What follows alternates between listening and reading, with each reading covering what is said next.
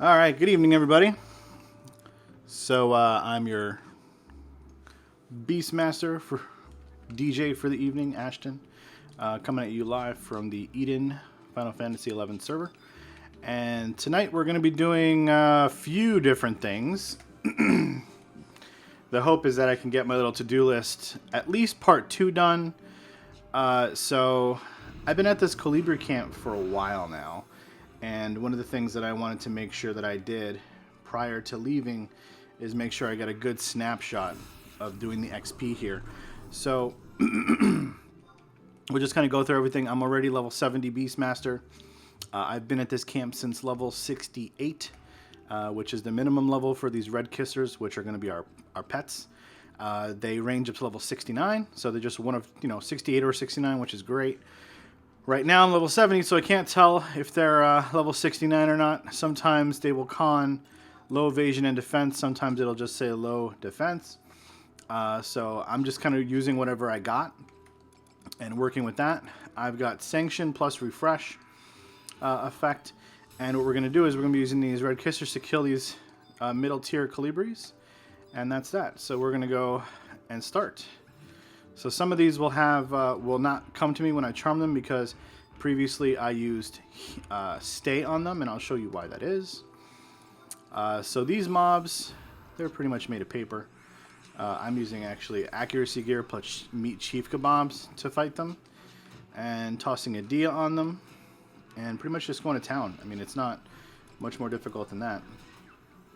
I do have to resize my windows because I just synced over from my laptop, and the laptop has different dimensions on the screen.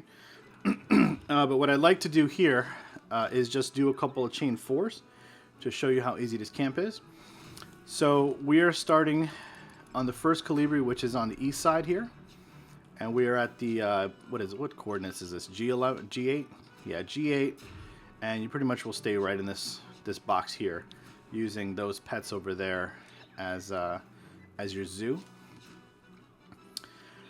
One of the great advantages at this camp is the leeches do intimidate the Colibri, as you're seeing in the log there. Happened once already. And this is they're really good matchups. Despite the Colibris being upwards of 5 levels higher than the leeches, they do really well against the birds. Mostly because they have low HP, they're made of paper, so they deal a decent amount of damage. This is a somewhat higher level Colibri. I think this guy might be 72, and this red kisser might be 68, because just based on the damage in the log, I've been at this camp for over 50k XP at this point, so kind of gotten used to seeing what the numbers are going to be. But our pet is well ahead in the standings here. So one thing we're going to do when we kill this Colibri is we're not going to use leave right away. We're going to use stay, and you're going to see why that is. So we're going to get our charm ready to go. We're going to stay the mob so he doesn't chase us. And this way, when we're going to leave him like right now and recharm immediately, if we get an aggro, we're only going to have 2 leeches on us instead of 3. All right? So that's a little trick I learned. So see that other leech is still coming back. Now, the stay command will persist, unfortunately, through charms. So one of the things you got to do is kind of run partially, like halfway between where the pet is stayed at the pond and the next Colibri, and just use fight, and it'll break the stay command, and he'll run and attack the Colibri. So you don't have to use heal and then fight, you just have to use fight. Now for the Colibri that are a little farther to the west, it's a little different, and I'll show you why that is as we go through this cycle here, and you'll see that they'll just get stuck a little bit. So we started off, we had 230, so that was a level 73 Colibri that we just took out. As we expected, he was pretty high level, but our leech was up to the task, and we took care of it.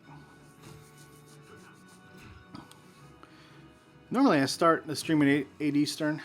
We got a little behind tonight because dinner was running a little bit late. We had a little bit of a kitchen snafu, but here we are, starting around. We started like I guess 8:40, right? So I was hoping I could get through some of the gob camp at the in the later evening, but we'll see how it goes, and I will try to stretch it out till midnight tonight if my brain is up for it. We'll see how it goes. I've also been working a lot on volume leveling, and I hope that I've got it right, because I switched mics a couple of weeks back, and I didn't hear any complaints necessarily about the volume, but I think I've got it a little better level now, so you can hear the music for the game, but you can also hear me a little better over it. So, but if there's any additional problems, please just chime in and let me know, and I'll do some on-the-fly adjustments here. I'd like to lock in a setting that works pretty well week to week. Alright, so once this dies, we're going to be on chain 1. And we should be able to kill it from here. Close. Alright, he's almost pecking third me. So we're going to use stay rather than leave. And we're going to look for the next red kisser. We're going to target it. And now the 2 Colibri over there are the next targets. So we're going to have to do a little bit of a run. Now this guy, he did not... He is too far away for me to simply use fight. So I'm going to have to heal. Now for pulling this particular Colibri, he will get stuck on the tree. So you got to run out here a little bit. Yeah, see how he gets kind of stuck? You got to guide him. And then I like to take him into this little pocket over here. And right away, use fight, sick, and dia. And then engage. Nice smooth transitions. And I recommend, you know, because you have the sanction with the refresh buff, I recommend keeping at least blink up. If you're level 68, you got to keep both of them up because you're going to mischarm the leeches. I'd say 1 in 5. I was having trouble pretty much every XP chain with them at 68. At 69, it was probably more like 1 in 4 or 1 in 6. So it was a little better. And now that I'm level 70, I don't even think I have much of a mischarm problem. I mean, it's happened once so far in the 6k XP you've seen at the bottom left there in the screen. So the level difference definitely matters a significant amount. Now that I'm over levels for these kissers, they're really not an issue to charm at all. So one of the things to monitor here, because of the level difference and because we cannot see what specific level these leeches are, I'm just assuming they're level 69, because when I dinged 70 last night, I left them alone, and it doesn't look like anybody came through and bothered them. So people generally don't really come to this camp because there's only 4 Colibris here, so it's not a viable XP camp for parties. There's just not enough mobs. And you'll notice that once you start getting to the end of the chain here, the first Colibri will repop. So you'll be able to get chain 4 off the mob that started the chain to begin with. So that first, the 0 chain mob will be chain 4 every single time for you. Alright, so let's get a rampage here. Now the weapon skill's gone off. Again, we're going to use stay rather than leave. And now for this one Colibri, he hangs out a little farther forward of the trees. And we want to run a little perpendicular here so that when the other one's left, he's going to be running at this camp. And we want to make sure that if we aggro, if we mischarm, that the leeches come to the south, that they don't run towards the other leech and get him on here. So you use heal when you run over here and he reappears next to you. That's sort of the trick for this one. And then we fought down there in that pocket. Now we're going to use this little pocket up here, and it's another really safe pocket. And the reason we pull the leeches back is for 2 reasons. Number 1, acid mist. We do not want to hit those Marids. Those guys are 77 to 79, I think. No, 78 to 79. We cannot kill them. The other reason is sand breath. It's a frontal conal, and it will hit the Marids. So anything that hits the Marids, we do not want them. We do not want. So we always pull our Colibri safely to the side. So now all the Colibri are dead, but the first one is going to repop over where that far Marid is in the back up the hill there. So we're going to, when this battle's over, you stay, run past the pond, use leave, grab a new leech, and immediately send him to fight Colibri number 5, which is the first Colibri that we fought. And that will solidify chain 4 for us. And it's pretty cyclical. At level 68, when you first arrive here, it's rough to get chain 4, but at level 69 it becomes a little easier, a little more common. And a lot of times you lose chain because charming the leeches is actually what's holding you back. They're really difficult to charm at those lower levels. Like now I can get chain 4 just fine, but the XP per hour is maybe like, you know, about around 6k. Prior to this, it's a lot better than that. It's 7k, almost 8k even without a band, because you're getting like over 400 a kill. Definitely easily 353 chain 4s without the band, but with the band, you're talking 537 is what it caps out at. That's killing a VT chain 3 or a level 72 on chain 4. It's about the same. And I did it a bunch of times, so I'm pretty familiar with it. All right, so we're using our sick timer kind of as a gauge. Remember, sick has a 2-minute recast, so we want to make sure that that's what we use to kind of gauge how fast we're killing the next mob. We got to do it under the sick timer, preferably. And I'm already, compensating for the run here. All right, so see, we want to charm this kisser. This is good because he moved away from the other one. So if he missed charms, we're good. Now, see, he's got a heal on him. So he's not going to come at me, but I'm going to run between and fight, and it breaks the stay command that I had on there before. So we're just going to use sick, get a Dia on here. Now, if you don't like where this Colibri is, if he's too farther down the hill by the tree there, and those Marids are in range of Acid Mist, which is 15, here he's not, what you can do is you can pull him back to the wall that's right behind me here. And sometimes I've had to do that. And that pretty much solves the problem, but you should see, we should get a chain 4 here.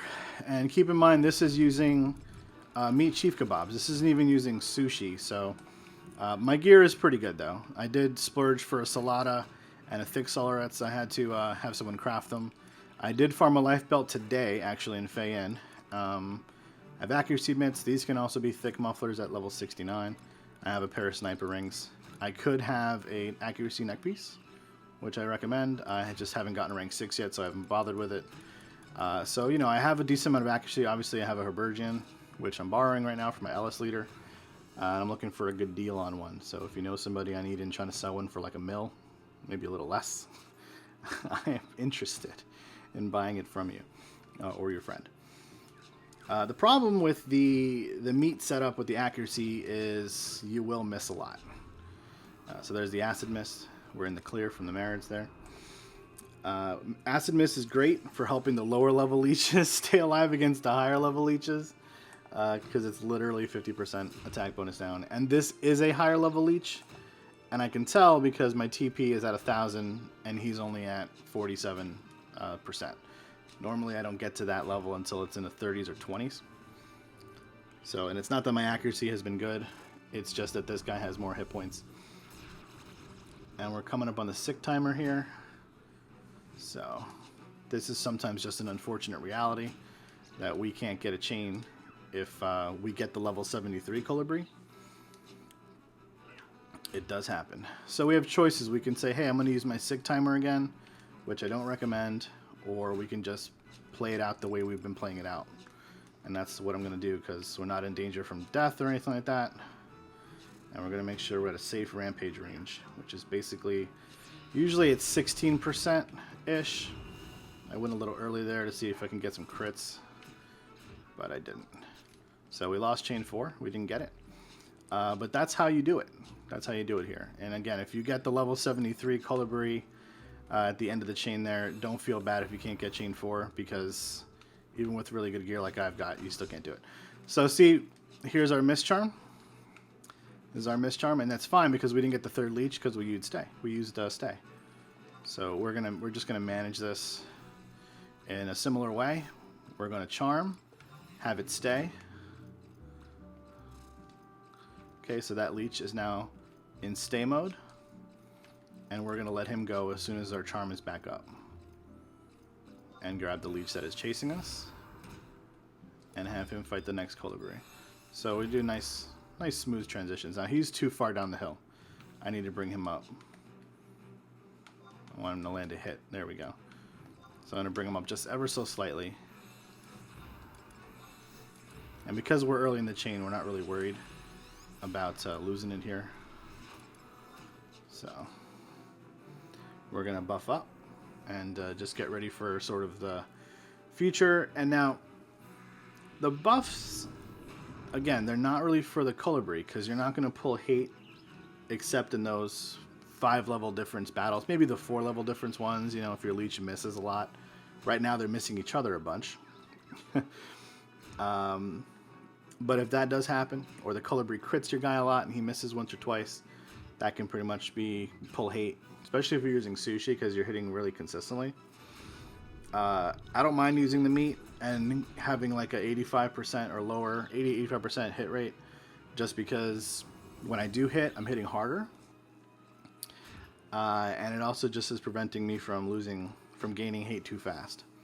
You know, I'm hitting a little harder, but missing basically is like, with sushi, I'm hitting for like 55 to 65 damage every time. With meat, I'm hitting for like 60 to like 80 every time, pretty much. So if I miss, I'm actually losing, I'm sort of not gaining as much positive enmity per miss. It's like a weird calculation, but when you play Beastmaster enough, you just sort of feel out the enmity, like you get an understanding of, okay, so I know this and that.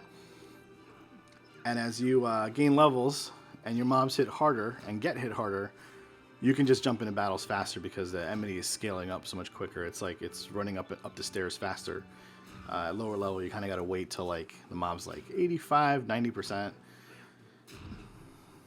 And I think right in like in the, I think it was like right in the early 50s or so, where the level correction starts to become super obvious, as well as the scaled up XP. But it becomes more obvious. What I mean by that is the mobs just do like significantly amount more damage than you do. You know, before you could kind of keep pace with mobs a little bit as Beast, but once you get into like the 50s, you really don't do much damage compared to your pets. All right. So this time we have to use heal on this guy because he's too far again. And I don't even know if he's going to come. He is. Okay, good. So that's good that it ticks down because we're going to have to fight him. And remember, we're going to have to pull him out of there into the little pocket over here. And I definitely want to get a chain 4 because I want to clip this one and put it on my guide for sure. So that was, my dia didn't go off for whatever reason. My macro was kind of sticky there. And my leech doesn't want to hit the mob, so he's going to reflect the dia. Oh no, he reflected it onto the leech. That's fine. Now, because these colibris reflect the way that they do, I don't recommend using dia a second time. Now, you'll get them down to about 50 to 60, sometimes 40s, and you'll think, oh, dia wore off. I should recast it. But I recommend against that in this camp, and I'll tell you why. For whatever reason, when your mob has a dot on it, you can't use the stay command. So, because having the leech stay at the end of the fight is critical to making sure you only deal with one leech add rather than 2 when you miss charm, it's a problem. And honestly, you do not need the second dia.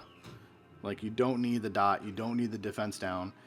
And there goes the dia right there. So it's at 58%. I'm not going to reapply it. I probably could because it's so high level or high HP, but I'm not going to risk it because if we get good damage going on here, a bunch of crits, yada yada yada, then you know I'm already at risk for pulling hate and getting feather tickled at this point, and that's not something you want. He's going to snatch morsel. That sucks too, but that's okay. That's only the second time that has ever happened to me. Scout's honor. Because for whatever reason, my leeches have been better than this. And I think this particular leech might be a level 68. But it's hard to risk like letting them die in the event that they are level 69. so I don't want him to die. And again, we're still early in the chain, so this will be a chain 2. And I'm just gonna kind of let it go. I'm gonna just let it play out. And I'll rampage when I rampage normally.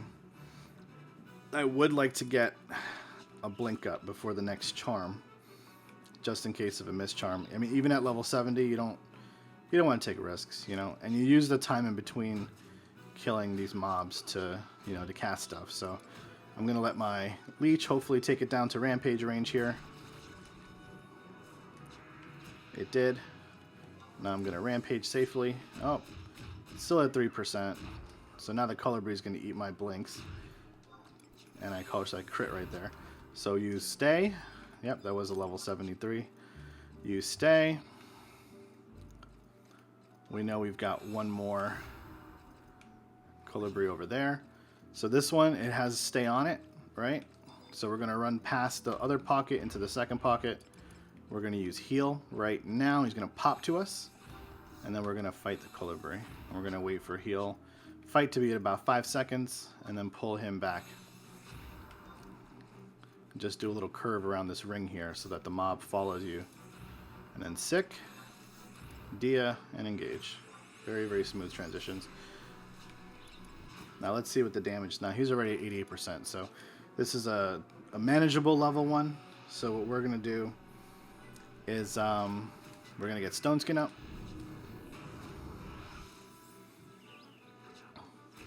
And we're gonna fight this normal. So this will be chain 3. The last one was chain 2, 287. So that was a level 72 mob. No, level 73 mob. So we had 2 high level ones in a row, pretty much.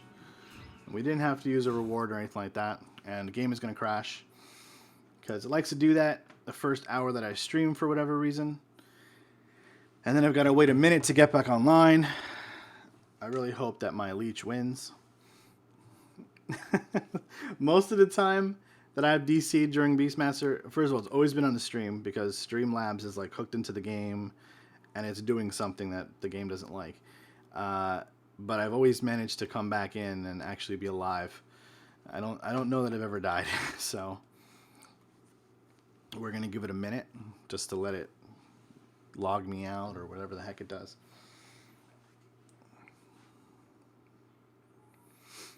We're getting a lot of little feedback on the mic too. I feel like maybe I should put its volume down ever so slightly.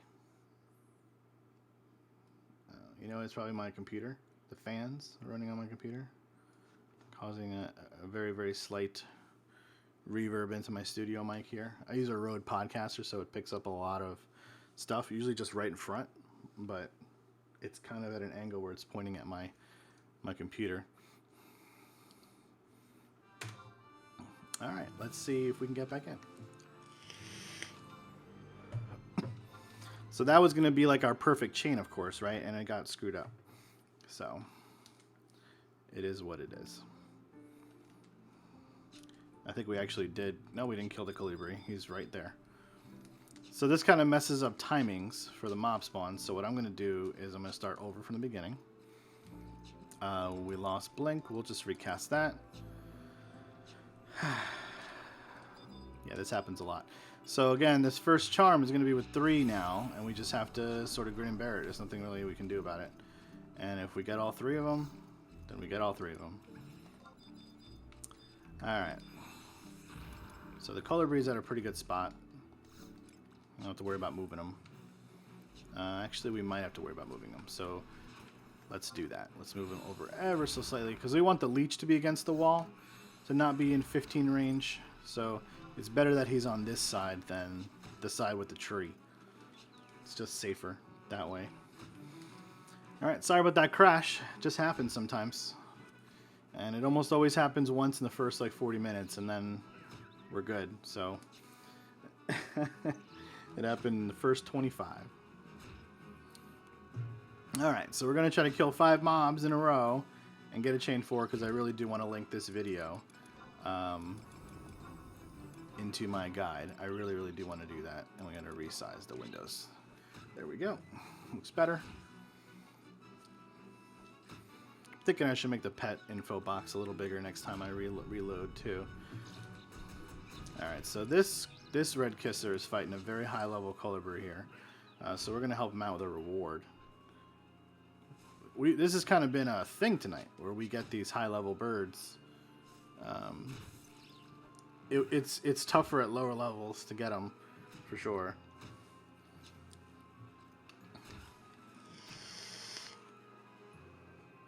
And since the power is really in your pet, you know, these guys are high level, and leeches stay at the same level, and you know it's really static. And you know, RNG just gets you sometimes. You get a high level bird, you get a bunch of low level birds. It always ends up averaging out to like between 6 and 7K an hour in this spot. That's without an XP band. So these colibri camps are really good, just like they are for XP parties. The Treasures of Oregon area has a 15% bonus in XP because of Sanction. It's hard to beat, you know, having either refresh or regen or doubled food duration buff. It makes you wonder, like, why would I ever XP in you know, Conquest point area once I get to like level 50 something, you know? And yeah, I don't know why you would. I don't know why you would, because it's so much better in these areas. All right, so we're gonna use the stay command as we've been doing, and we're gonna see. Oh, he moved back in. That'll just be how it is sometimes. And you can charm from about 17, 18, so that's kind of the target we look for.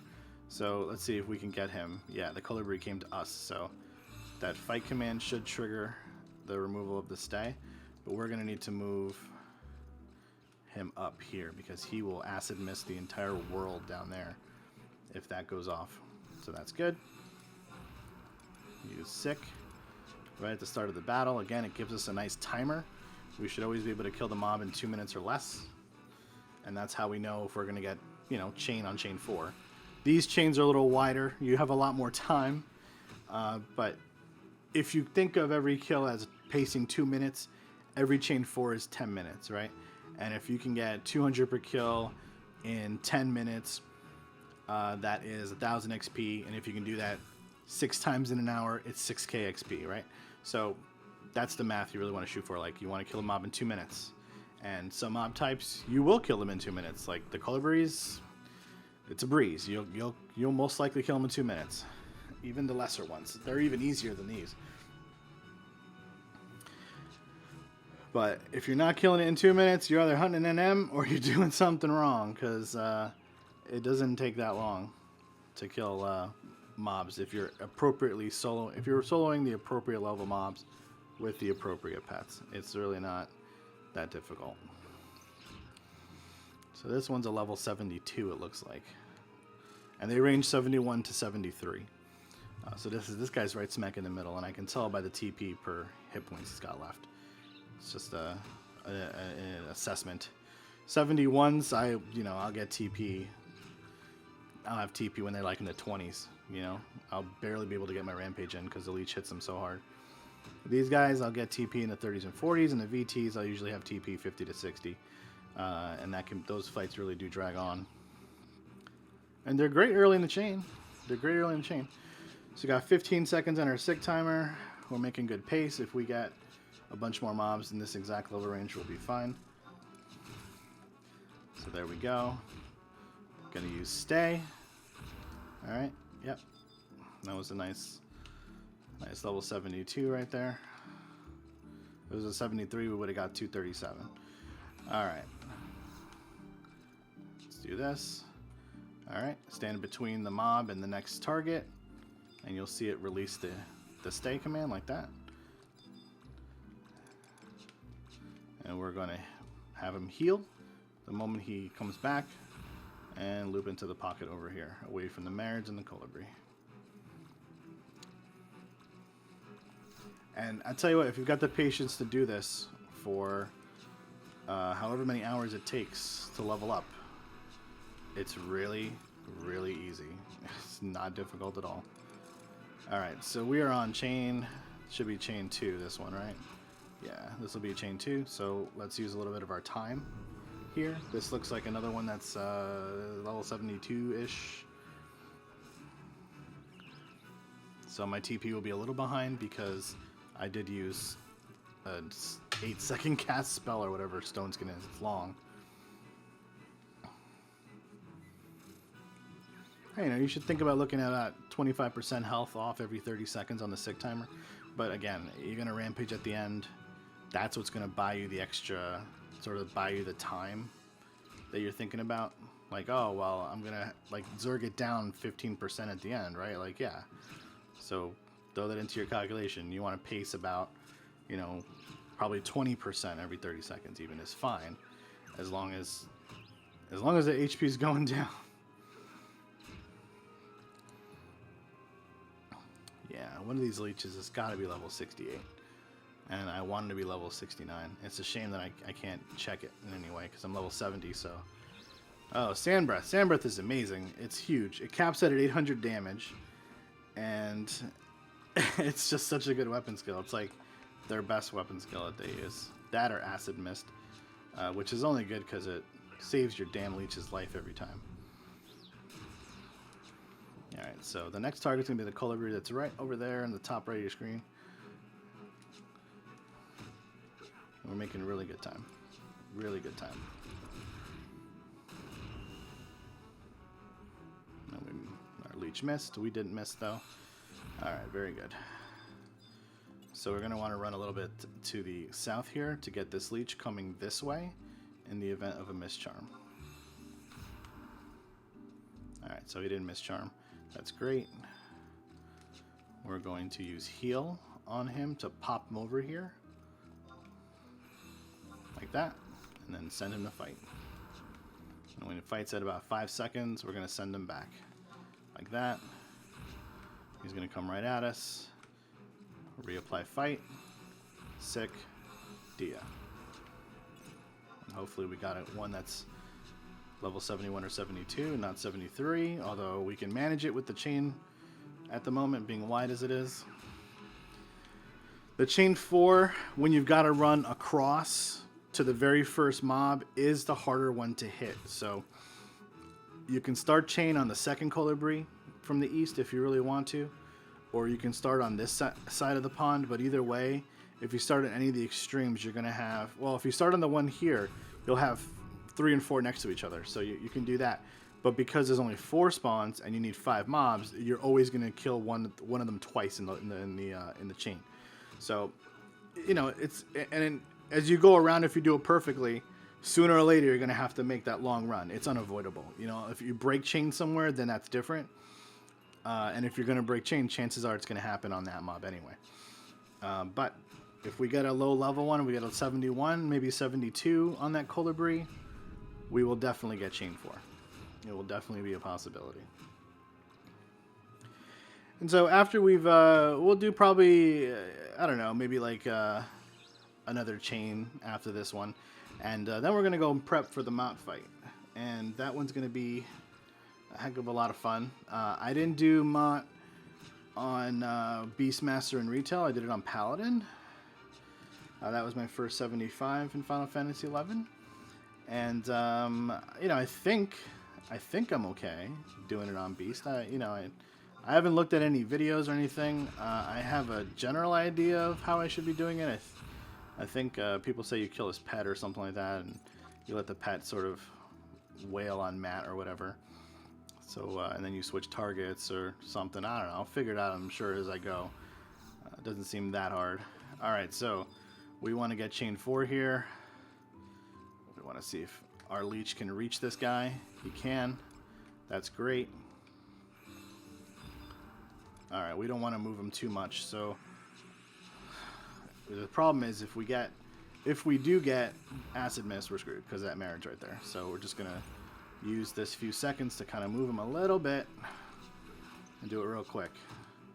Alright, let's see. What level Colibri did we get here? Looks like we got one that's definitely chain 4-able. As long as our leech doesn't miss like crazy, we should be fine. And that's it. So this is the same Colibri that we started the chain on, because we missed the previous chain 4 because he was high level, and we just had a miss fest. Again, we're not using Sushi. Yeah, see, I'm glad we moved him because there's the Acid Mist. If he had been over sitting down there by the little patch of grass, he would have hit that Marad. And then chain 4, kiss that goodbye, because I'm going to have to log out at that point.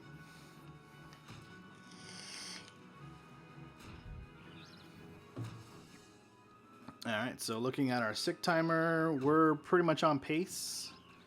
We're about a minute in, and we're a little higher than we'd like to be in health. But again, we are going to rampage, so as long as we can get our accuracy together here. Nope, our leech doesn't like to hit. And if we pull hate, oh man, yeah, the leech is missing a lot, so chances are this is going to be a missed opportunity as well. But we'll see. We'll see in a minute.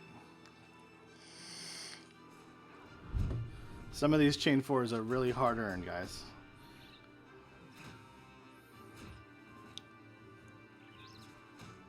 Yeah, come on, Leech. Got a crit in there. That's great. Alright. He's renewed hope in me. Alright, let's see if we can get him down a little lower, because we want to guarantee this kills it. Alright, there we go. Chain 4. So that wasn't too bad. Leech scared me a little there. I thought he was going to continue to miss.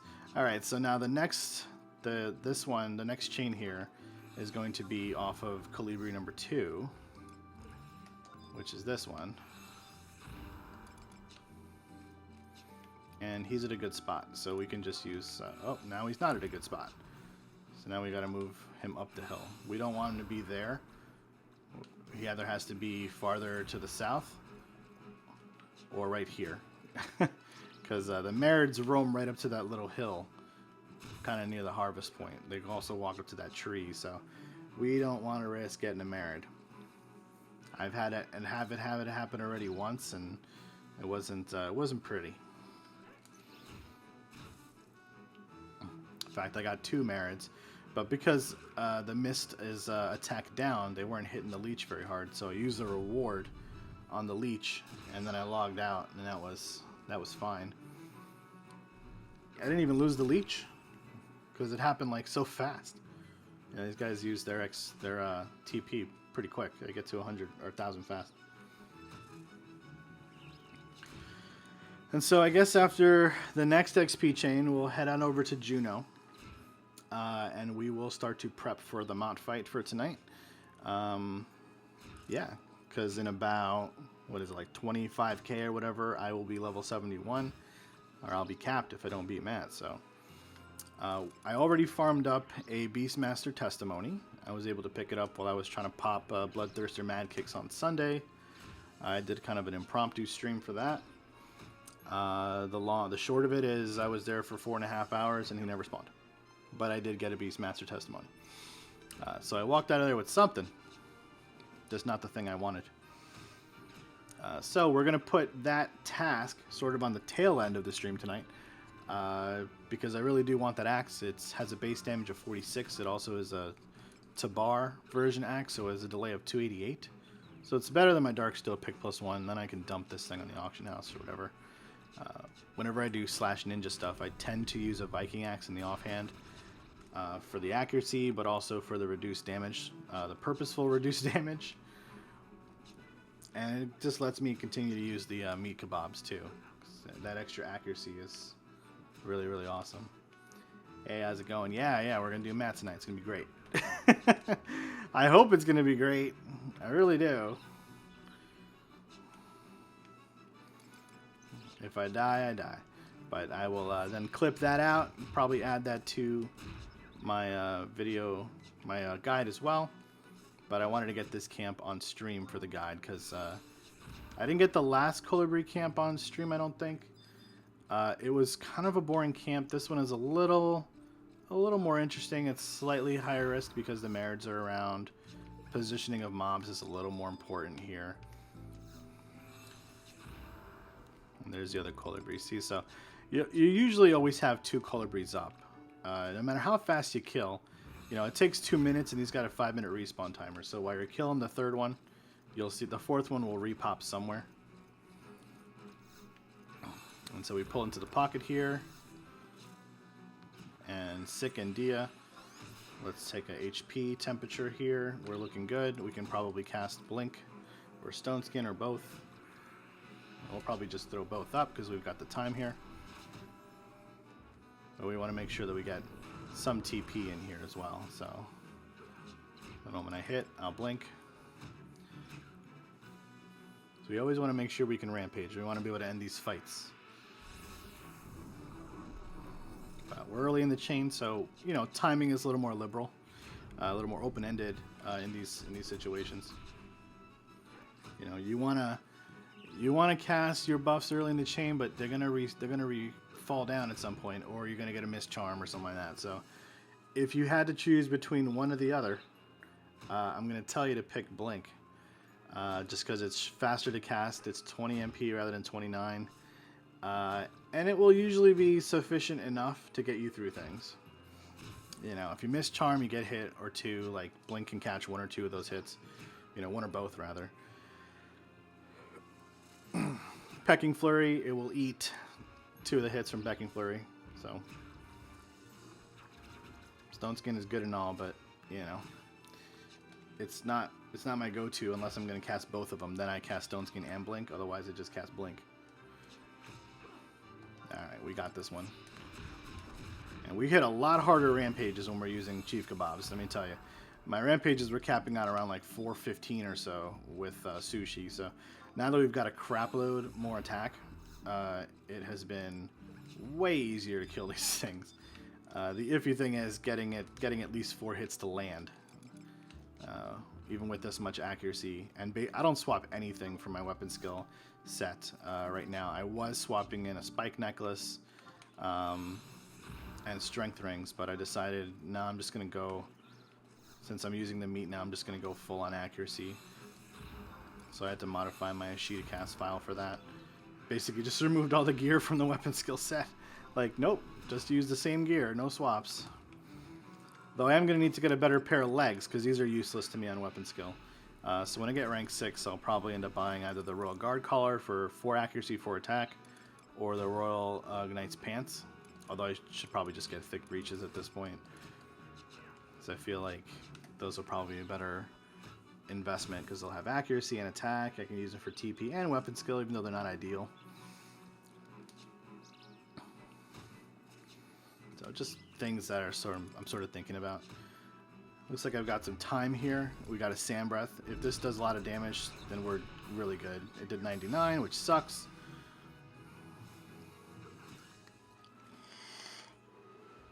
Since we're a bit ahead here and we're going into chain 3, I decided, or chain 2?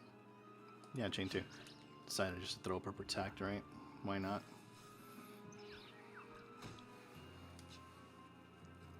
And again, this is a high level Colibri here, because we're under a minute on the sick timer and he's not under half health yet. So better that we get him now than on chain 4.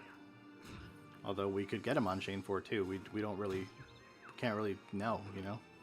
It is what it is.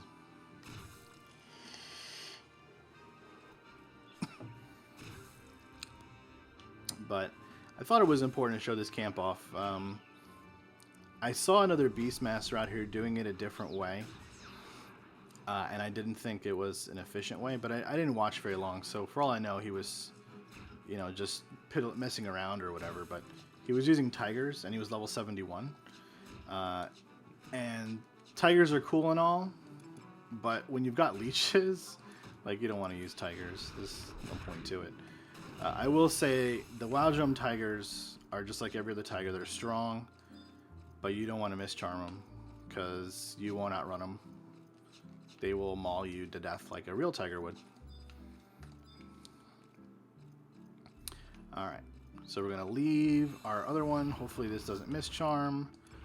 And we're going to try to see if our fight can reach. It does. We're going to get our 6 started. That's perfect. See how the Colibri moved up the hill a little bit? That's what we want. We want him to be up the hill a little bit. I would have much rather that my leech, that he was a little farther up the hill, but we'll just reposition so the leech's back is to the hill here. Alrighty. And positioning is so very important, especially when you're dealing with leeches. You have to keep in mind that even though they have 6 weapon skills, or what, it might even be 7, I don't know. It's a lot. It's like Brain Drain, Suction, Acid Mist, Sand Breath, TP Drain Kiss. There's a lot of them. When you least expect it, it's Murphy's Law stuff. Like Acid Mist will hit everything. So positioning leeches is so very important. You have to know the range on Acid Mist is 15. You have to know the Sand Breath is a frontal. You know, and it's like any other pet combination. You need to be educated about what you're using as your pet, because when it comes to the sick command, it's completely random.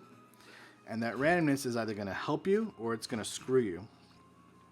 So minimize the opportunity that the game has to screw you by not being screwed by it. You know, make sure you pull mobs to where they go. Even if you think, oh, this takes another like 5 to 6 seconds, I'm going to lose chain. Losing chain on a mob and getting like 30, 40 less XP is a better trade-off than dying and having to re-raise if you remember to cast it. I didn't cast re-raise because I'm at the point in this camp where I'm pretty confident that I can deal with whatever. But I was casting re-raise every hour religiously until I hit 70, because I did not want to deal with getting three leeches on me inadvertently, or not repositioning the mob, or a mare coming in a little closer than I thought it would and getting Sand Breath. Like things like that did happen in my first level here, and I corrected those mistakes very quickly, because you will do that on Beastmaster or you will die. Or you'll go join parties and be one of those pussy-ass Beastmasters. No offense, but yeah, offense. Don't join parties. If you join a party because you're like, well, listen, I already know how to play this job, cool. I get it.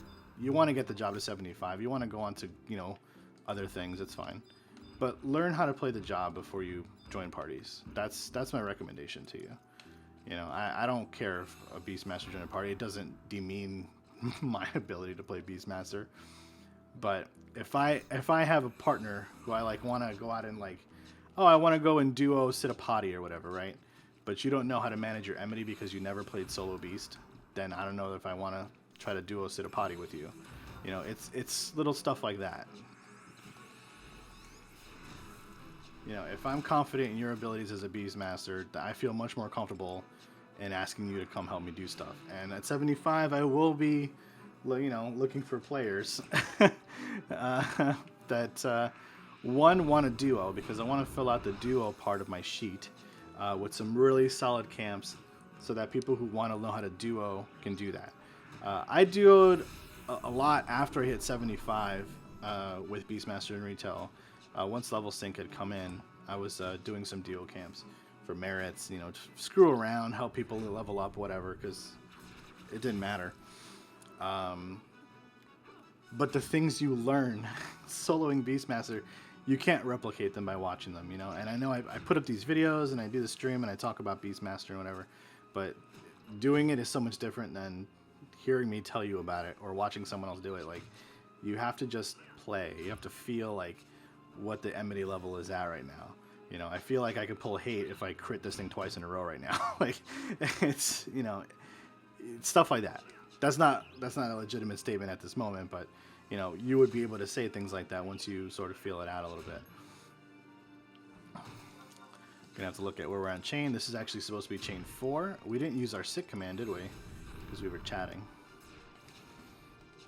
Oh, and we got feather tickled, so it didn't even matter. Did he actually do anything? No, he didn't.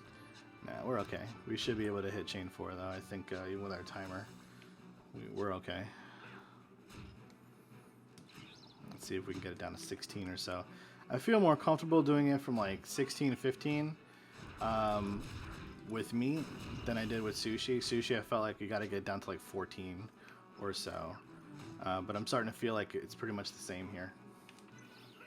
Yeah, don't be the Beastmaster who's in Dunes till 75, okay? Don't do that. Just quit. Just freaking quit the game if you're gonna do that. It's freaking terrible. Alright, let's see if we get this guy. We did. Alright, well, we lost chain, so I guess I'll just clean up stuff here. I wanted to get to 10k into the level. Looks like that's pretty successful right now. We're at 97.67. We don't have sick up, so that's fine.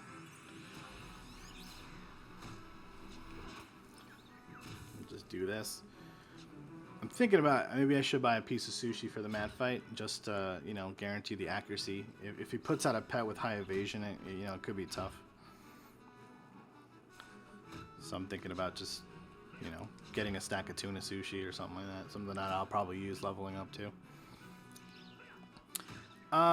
Before we leave this camp, though, some options as well. So I'm here as sub white mage, okay? But there's no reason that you can't be here. And here's my gear again. No reason you can't come here sub ninja. Now I don't recommend it at level 68. I messed around with it at level 69. It was still a little risky. At 70, you get some gear upgrades.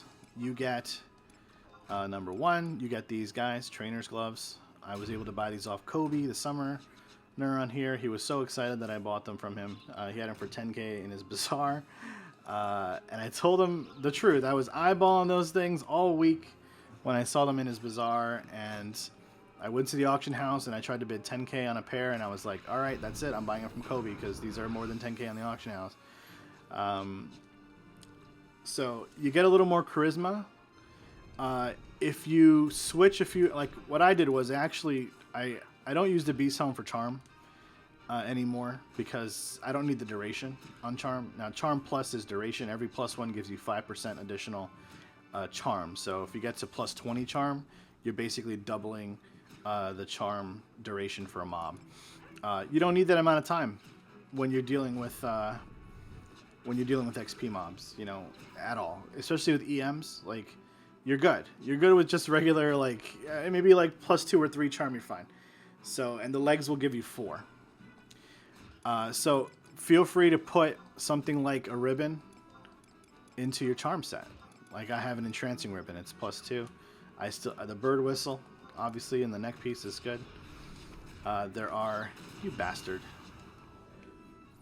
Yeah, my leeches keep missing. All right, we're gonna clean up these last little colibris here. And we've still got Stone Skin and Blink, so I'm confident that even if I miss charm, I'm fine. I didn't miss charm at all. I didn't charm at all because he moved. Come here. Alright. You see how we were on the south side there, so it would run at us that way and not cross over the leech coming in. So we're going to pop this guy towards us like this with heal. Have him fight. Hopefully he lands a hit. And have him come back. And fight. Sick and Dia. So you could come level 68, 69, come here ninja if you really want to. Just use tuna sushi, something that has 5 charisma.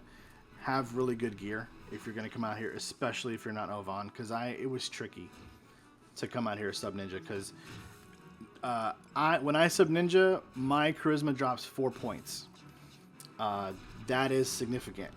So my charisma is 67 when I sub ninja. So the trainer's gloves do make up for that, but wouldn't you rather just have the 4 extra points plus the 5 extra from the gloves, right? If you were sub white mage. Sub ninja does pull hate a little better, a little faster as well. Even using a Viking axe in the offhand, which is D36 compared to my main hand, which is D44, it still pulled hate. It pulled hate with sushi. It pulled hate with meat. So it will pull hate.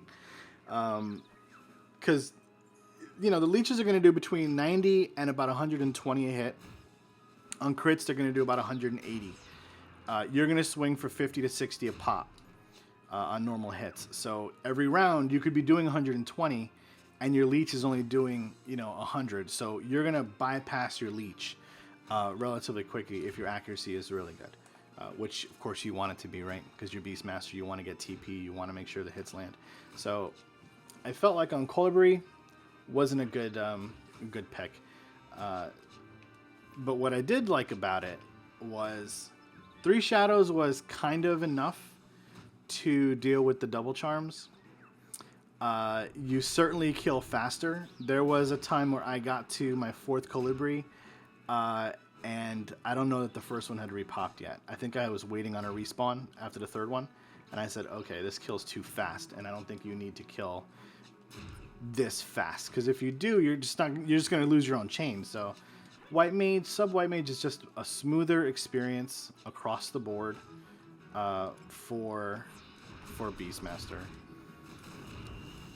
So you can sub Ninja if you want, but you know, I don't know. At this camp, I wouldn't do it. I would just go sub White Mage. Dia's nice. It eats a round or two of the Color Breeze attacks because he's reflecting the Dia. And it really just doesn't do anything for you to have sub Ninja. Now, if you come in here sub Ninja and want to use one axe, you could do that. You absolutely could. But dual wielding, it's gonna be a lot. All right, so we've got our 10k buffer and a little more. So what we're gonna do is, let's see, it's nighttime, so we're gonna need sneak and invis. It's a really short run back to camp, home. See where I'm at? G8, not that far from Alzabi. And we're gonna want to go back there.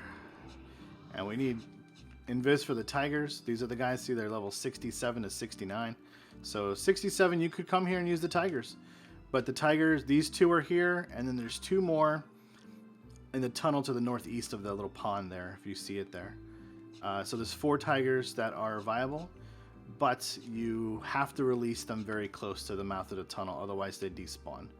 They don't like to be out in the wild like these Tigers over here. They want to stay in the tunnel. So I thought that was kind of a hassle, because I'd have to use leave on the Tiger. Run it over, use leave on the Tiger, and then I have to wait for it to not be facing the other Tiger to charm it. So, because otherwise they link. And having one Tiger on you is bad enough, but having 2 is kind of certain death, especially at 67. And I spent some time converting them to EM because you just have to at that point. You know, it's their minimum level. You have to really put the work in to get them to be that level. But they are strong pets. They will eat up the Color Breeze. They really will. But the chains will be slow. Slow, slow, slow. And I'd say if you could get just 2 Tigers at level 67 in the same tunnel, you could probably just cycle through them. The problem is once you lose one of them, your XP is going to hit the ground. So, again, not worth it. When you've got the leeches, you've got 3 of them. So if you have to charm and despawn one of them, guess what? You've still got 2. And cycling through 2 pets is great. It's really, really great. But cycling, you know, you want to have a third somewhere sometimes. You know, you just want to have that backup. In case one dies, or, you know, your phone rings and you're like, shit, I should have used reward. I lost my damn pet. Now I got to wait 5 minutes. And all those kinds of real life things do happen to players, so. Alright. So I'm glad I was able to capture some video of this Colibri camp. I'll probably turn that into a clip and send that over to YouTube and link that onto my Beast guide, which if you haven't seen is on the Eden forums. It is currently mostly populated by solo camps. I do have a few other tabs on there that people might find interesting. I thought a milestone tab was rather interesting, so I put that on there. And that's kind of like levels that are kind of a big deal for Beastmaster and the things that you should think about getting when you get there. I put a pet prey analysis on there. It is very subjective, I will admit. But I don't think it's too far off from what most people would probably agree is what you really want in terms of pets and prey and all that stuff. So I'm just going to check my Imperial standing because I'm at almost close to 20k, so I'll definitely get that so that when I get 75 I can buy my Malar Turban. And I am running towards the Chocobo stable out of instinct rather than the residential area. I don't want to spend any of my Imperial standing, so I'm going to go to Sandoria and then I'm going to go to Quiffum and hike it to Juno because I feel like it. And then when I get to Juno I'll do some purchases. I'm going to be looking at probably a new pet. I'm going to want, I don't know, Life Drinker Lars is cool. I don't know that there's any of them on the auction house. If there's a Panzer Galahad, I may want him. I'll have to take a look at what's available on there. Because I'm really at the mercy of whatever the cooks of the server decide to sort of sell, you know, essentially. Let's see if anyone sent me any goodies. No? Alright. So let's go back to our home nation. I just feel more comfortable in Sandoria. And we're going to fight Matt. It's going to happen.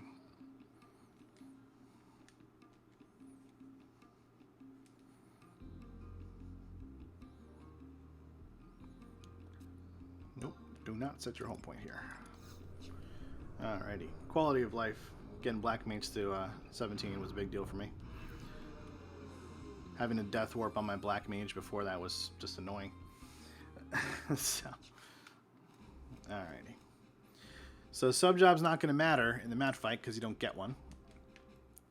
But I'm going to be prepared and just go sub white mage because I might just go straight out to Koftal after that and see how we do. Alrighty. So before I leave here, let me just make sure that I put things that I don't want to have on me away. Wind crystals, yeah, I don't really need those.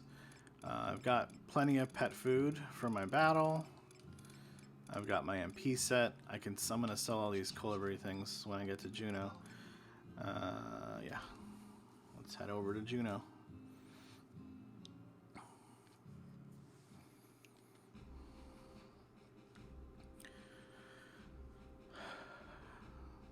So I admit I'm a little nervous. I mean, I know what I'm doing on Beastmaster, so I shouldn't be nervous, right? I mean, I know how the heck to play the job. But, you know, this math fight, sometimes it could be a little random on you, so I'm just going to hope that I do well. That's what I'm going to say about that.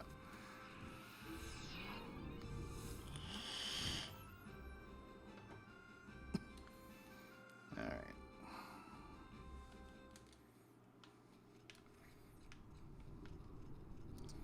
Hey, I'm really proud of you, Bastock.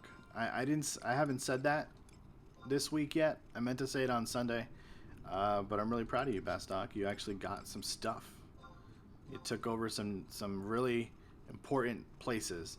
So I hope that you remember to get all of these zones, because all of these zones are amazing to have. Kol Shusha you could probably live without. But everything else is wonderful. And you managed to keep Gustaberg at the same time. So I'm really impressed at Bastock this week. I'm sure it has nothing to do with it being coordinated. Like the week before, Windy really had a huge slice of the pie because of a coordinate effort by a group of Windurstians, which is really, really awesome to see. But yeah, Bastockans, please get your outpost now, because partying with you is sometimes a pain in the ass because you weren't able to get outpost warps before. So whenever I see a new outpost on Sunday morning, the first thing I do is I grab the supply and I go directly there. I don't do anything else. So when we got Faragandi, Sandoria, like last week, I was like, that's the first thing I did on Sunday morning. I was like, it's 11:20. I'm on the game. I made my wife some eggs. We're good. Let's go get Faragandi. I ran through Rangamon Pass for like the 7th and last time because I was so sick of running through that damn zone to get to Feyin or to get the Zarkabard. And, you know, finding a teleport Vassal is never easy. It's like, unless my white mage is around, I'm under my link shell. I'm not going to, like, shout for a Vassal and pay someone 5k to take me out there, you know. I'll just run it. It's not that long.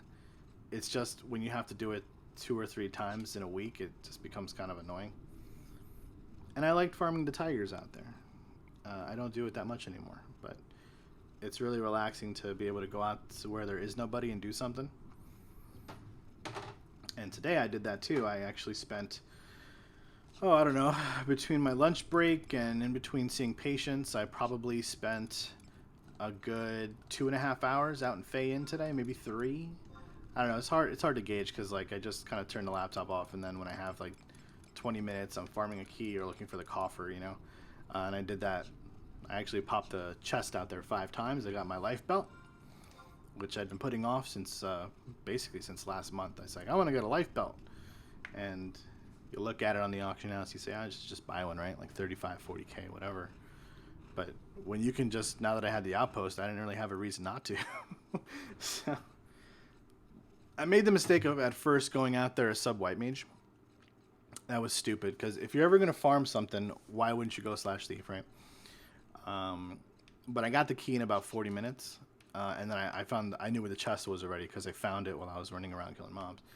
And then I got 4 more of them really easily. Like, it was to the point where I'd pop the chest, kill like 3 mobs, get a key, and then I'm sitting around.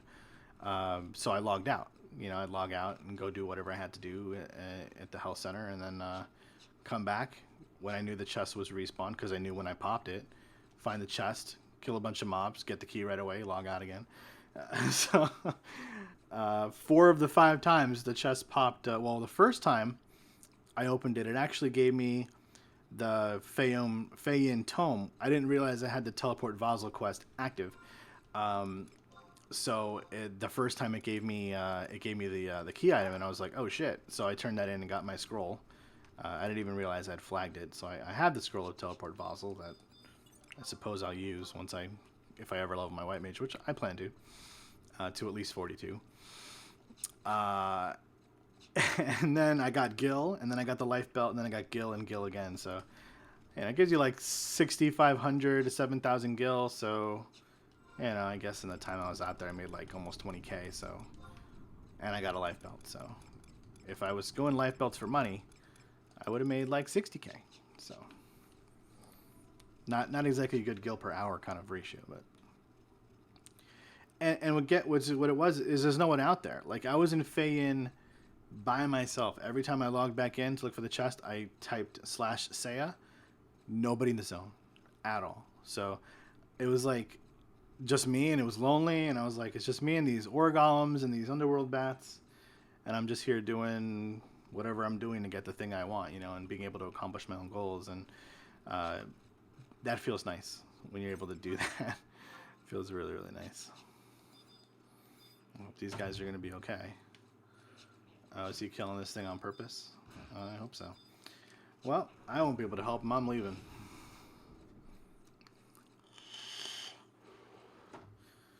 So my next gear upgrade is to actually buy my own personal hob. This one is borrowed from my LS friend, my LS leader. And buy my own.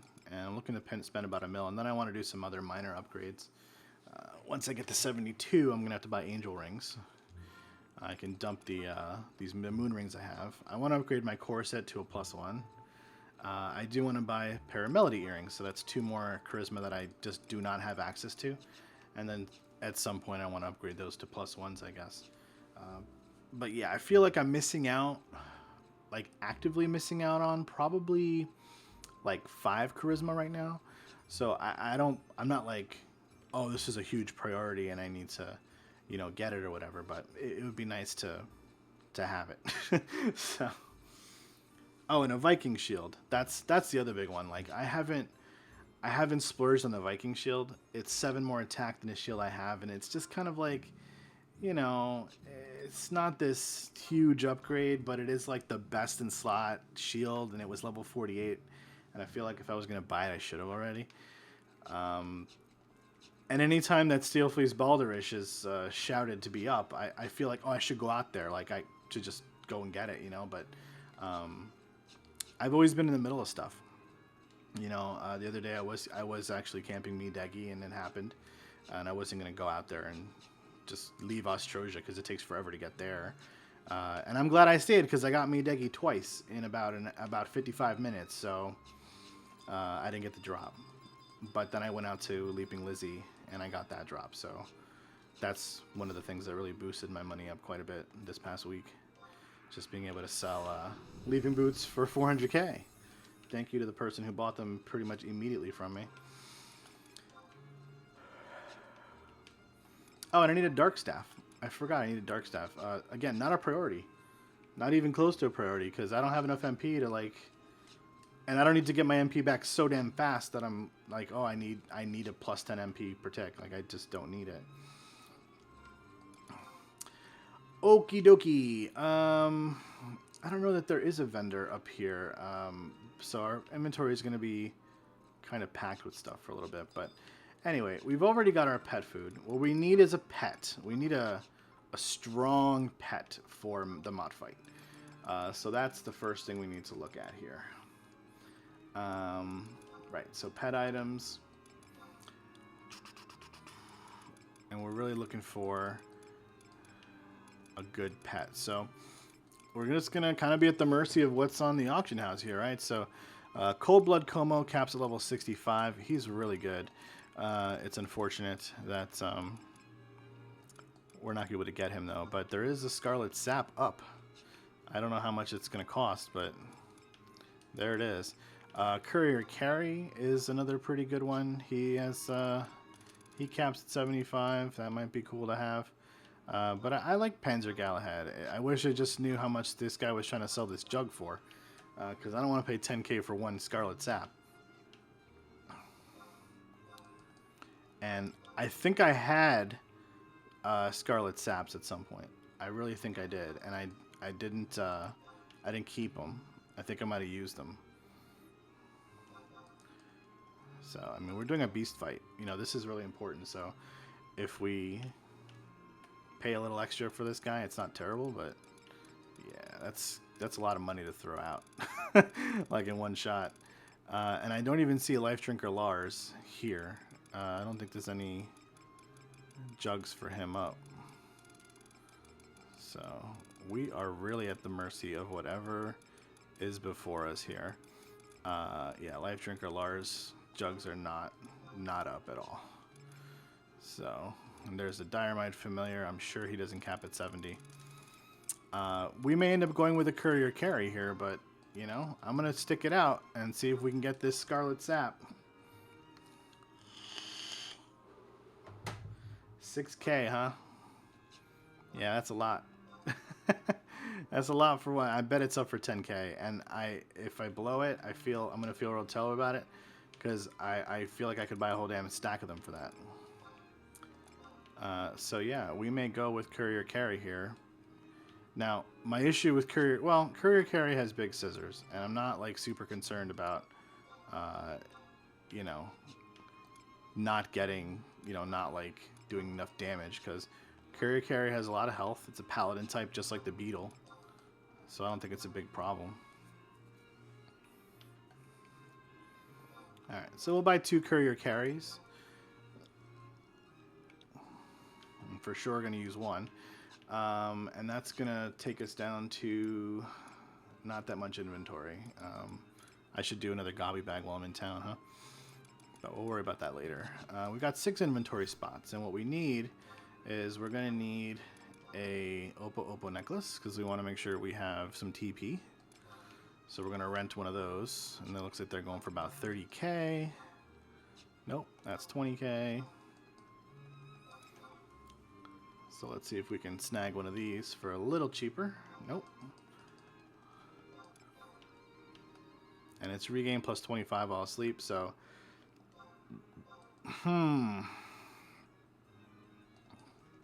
looks like 32k might be what we're looking to pay here. Now, we're not concerned about how much we're actually spending on it, because we're obviously going to sell it back anyway. And then we need to make sure we have sleeping potions. We're going to need a stack of those. A stack of those, let's see, it's going to take us, well, I don't know how many pots it actually takes. I think it takes like 6, but we'll find out, I guess.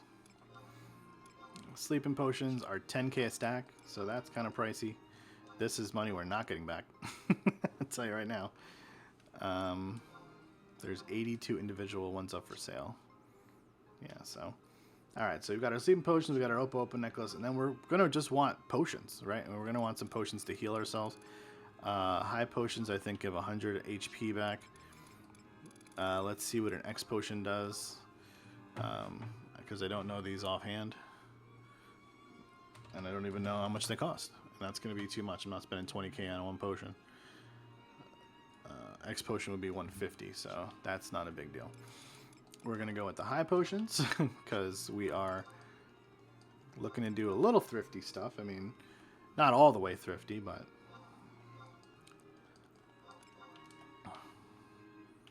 I don't know how many high potions we're going to need. I mean, we may not need any. You know, we may do just fine and everything goes well, but I will buy 5 of them. I'll buy just 3. I'll buy 4 of them. That's fine. That's all I need. Alright, so I really do want to dump my inventory though. Like, I don't know where there's a vendor up here, if there even is one. So I'm gonna go down to an NPC and just dump my inventory because I don't like to be places with a full inventory.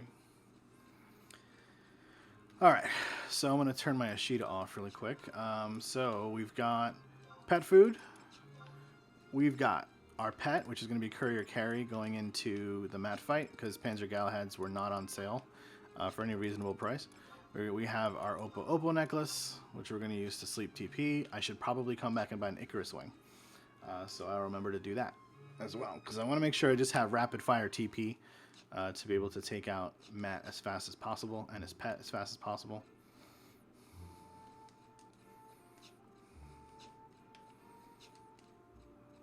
So I'm just being anal and wanting to dump my inventory here because I have some things that I need to sell just for Gil and whatnot. And then we'll come and buy an Icarus wing and we'll be good to go.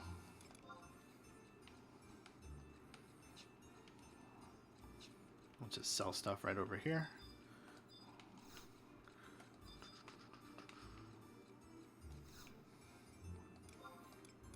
Alright. Just sell all this junk because nobody ever buys this crap. It's just a lot of NPC go, really. Alrighty. So let's go get an Icarus wing and then we're ready to fight Matt. I believe. So a few things on my macros here. I do usually call in using the macros, so I'm going to make sure to turn that off. In terms of fight, I will probably have him use big scissors a bunch, because that seems to be the thing that would be most useful.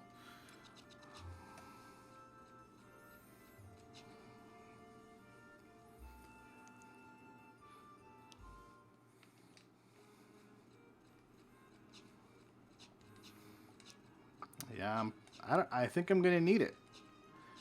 I think I'm going to need it. Oh, and the other thing I wanted to pick up was a stack of sushi.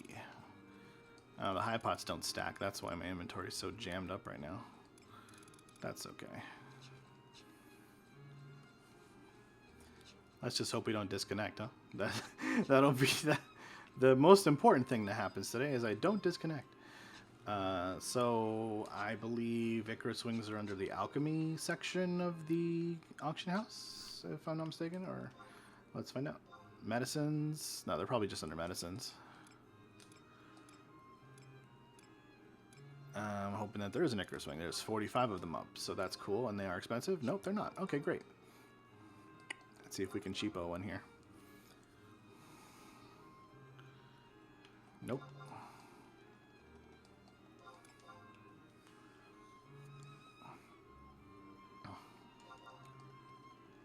Looks like we might be spending the full list price for these. Yep. Alright, and what else did we want? We wanted some sushi. So, we're going to pick up a stack of tuna sushi because I will use it in the future, and it's 15k a stack, huh? Anyone selling that a buck cheaper? Let's see. Yes, you are. Okay. So, we are fully decked out now. We've got everything I think we need. We've got our testimony, Oppo necklace, we've got the matching sleep potions, we have got an Icarus wing, we've got 4 high pots just in case, and we've got our pet jug pet. So we're using courier carry rather than the sort of established way of doing it, which is with Panzer Galahad or Lifelink Drinker Lars, from what I remember from way back when. And I saw some of that on the forums and whatnot, and it's just not going to be in the cards for me. So yeah, I'm a little nervous because this is a big deal. I think you get 3 shots per testimony, so here we go. I think I have to flag the quest first because I haven't been here in a while. So let's do that.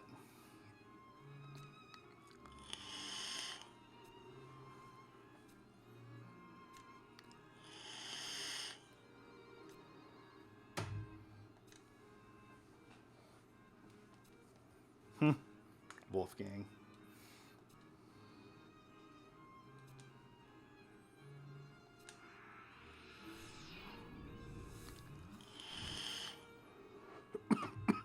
Matt's like that guy who knows everybody in town, and everyone in town knows him. There was a kid in my high school named Schmitty. Everyone knew that kid. And every time I meet new people, I run into him, and I'm like, "You know Schmitty too?" And they're like, "Of course we know Schmitty." Like it's a thing. Like I had the audacity to ask. And that's kind of like Matt. Everybody knows Matt.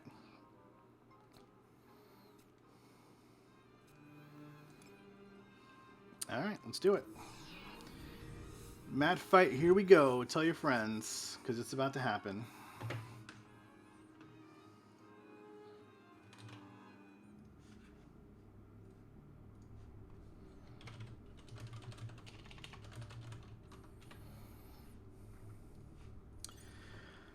Okay, it takes you to Wagru Machine. Isn't that nice? They teleport you out the first time.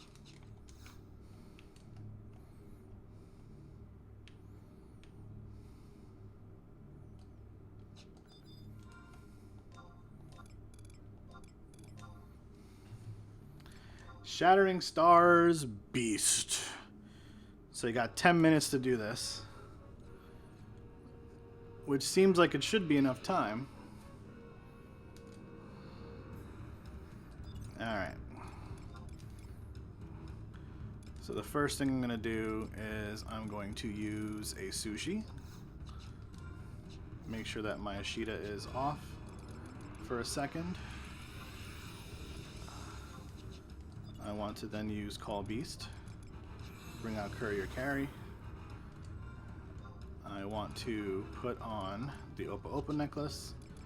And I want to start using sleep potions. And we'll see how many sleep potions we're going to need to get to 1,000 TP. If it's 30 seconds of sleep, and that's 10 ticks at 225 TP, then each one's going to give us 250 TP. So we're only going to need 4 sleep potions, which isn't bad. But it's 2 minutes of sleeping, which is a lot. That really cuts into our time significantly. I'm going to have, the use of familiar is going to be the challenge here, because I don't exactly know when I should use familiar. I imagine after, when the first pet is really low, maybe I do it then. I don't know.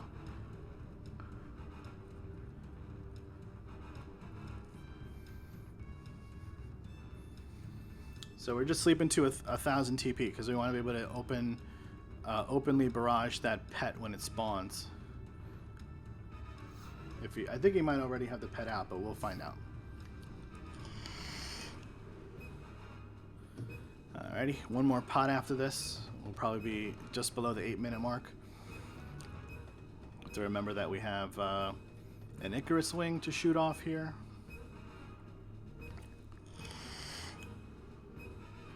We'll see if we even need to use it. We may not need to use it. We don't know yet.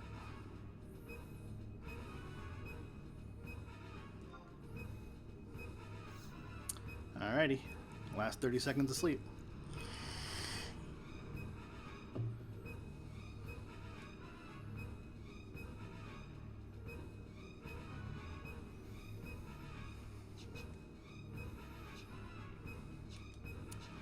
Alright.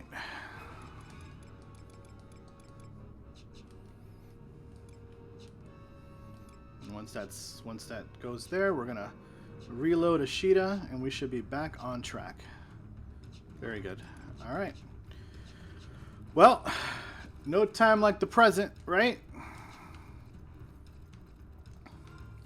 I will do one additional thing here really quick. On my fight macro, I want to put Big Scissors into my sick macro instead, because I want to be able to use it whenever I feel like using it. Alright, so Matt is going to be the thing that the pet attacks, first and foremost. And I'm going to attack the Matt's pet here. And I'm going to kill it right away, probably. Alrighty. Let's use Big Scissors again on Matt. It doesn't let me.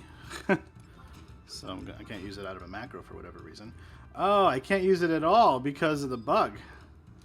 Because he typically has a pet. Alright, well, I'm going to familiar right now, I guess. So that's a bug. That's a shitty bug, too. Oh, man, I can't let this thing...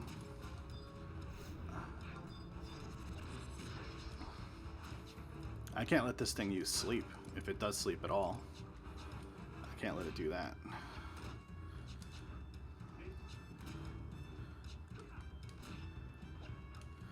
Hopefully I can get a rampage off on this thing.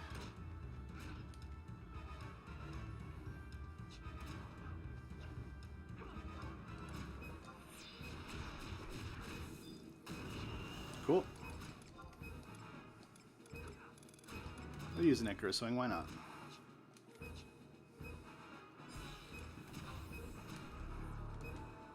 There we go. Matt is completed.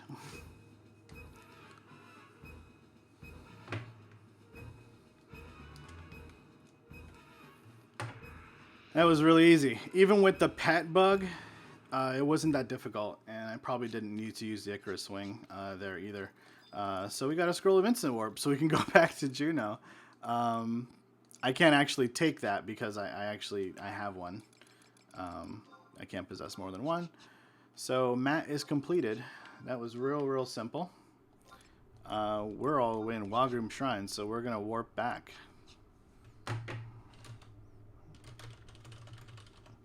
Yeah, there was nothing actually difficult about that fight. Unfortunately, it was not much of a challenge. But that is cool with me because it means that we get to spend a good amount of time now trying to pop Bloodthirster Mad Kicks. So if you're into that sort of thing, and we'll go unlock the Maat thing now, I suppose. Why not? I don't have to go now. In fact, maybe I won't. Maybe I'll just go straight out to Kuzat's right now. Yeah, maybe that's what I will do. But I am going to throw... You know what I'm going to do? I'm going to throw that stuff that I bought back on the auction house. Because I don't need it anymore. I don't need the Oppo Oppo necklace. The sleep pots, I will hang on to those because someone else will inevitably need them in my link shell at some point. And I'll give them to them. Yeah, we really don't need to carry around courier carries either. Those aren't that helpful. Well, yeah, no, we don't need them right now. Let me go list stuff on the auction house. And then we'll head out to, yeah, we'll head out to Bloodthirster. We'll do that. And that's all the way in Kofdal Tunnel, in case people haven't really been paying any attention to that. It's not a fun NM to go and camp. I think I paid $1,300 a pop for the high pots, and the Oppo Oppo necklace was $32K. So that was kind of the bulk of my spent. I mean, yeah. We'll put these back up for sale. Someone will buy them. And I hope that you won't need them like I didn't need them.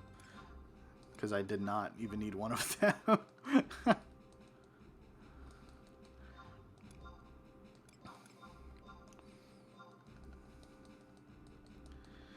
Alrighty. And the Oppo Oppo necklace. Alrighty. I don't think I have anything else that I have to worry about.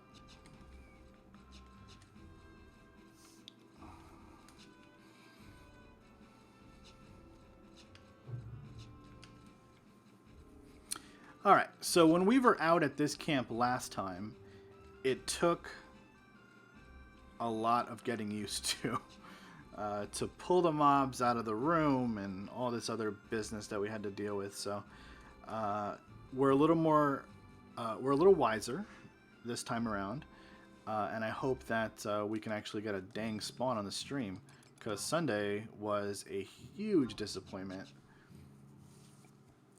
huge, and I mean huge disappointment. I mean, the fact that we didn't even see it spawn was a major problem.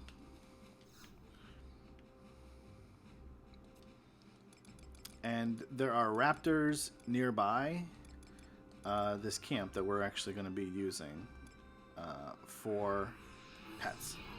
And we're going to use the... You're going to have to see... If you've never seen Pet Pull, you are going to see the frickin' whopper of pet pulls being implemented in order to take out this mob, or one mob out of a sea of mobs. And they're not going to despawn either. There's not like a despawn situation. It's literally a I hope they turn around and don't attack me situation.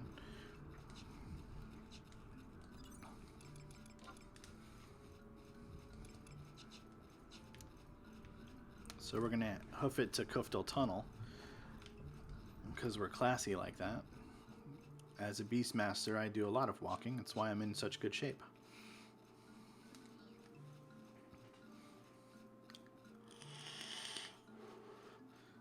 So if you're just tuning in, you missed a Maat fight.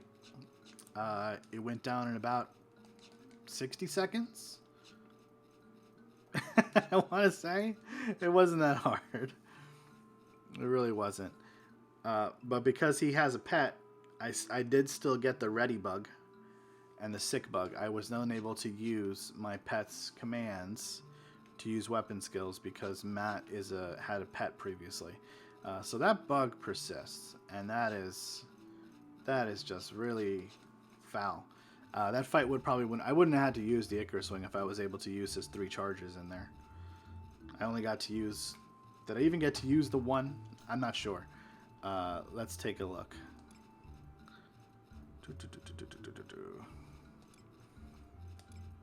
I don't know. Yeah, Courier Carry Ready's Big Scissors. But see, the moment I started to attack his pet, and you can look at the top of the log here, 22:04:59, cannot attack. Your target is already claimed. So that bug, which happened every time I tried to use a command of his, sucks. It mega sucks. And I feel like the iBar plugin bugged out as well when I went into that battle, so I'm gonna have to load iBar. Oh, really? That's interesting. Well, okay then. We're just gonna not have iBar. That's just how it's gonna be. I'm so used to having it because I like to know the mob levels of stuff, but I'm familiar with this camp that we're going to. It's nothing really special or anything like that. We'll still need sneak for some of these antigons since they pop in the high 50s here, and there'll be manticores outside of Kufdal, as you would expect. In the desert, there are manticores for some reason. They live here. I'm gonna go find out what the hell that plugin is called.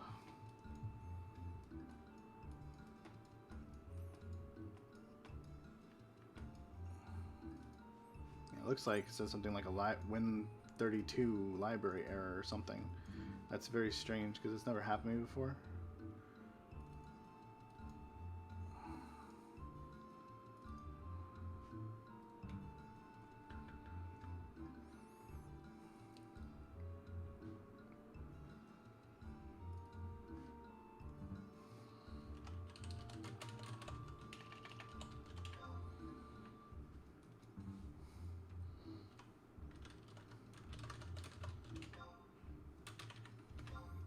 I think it's coming back on.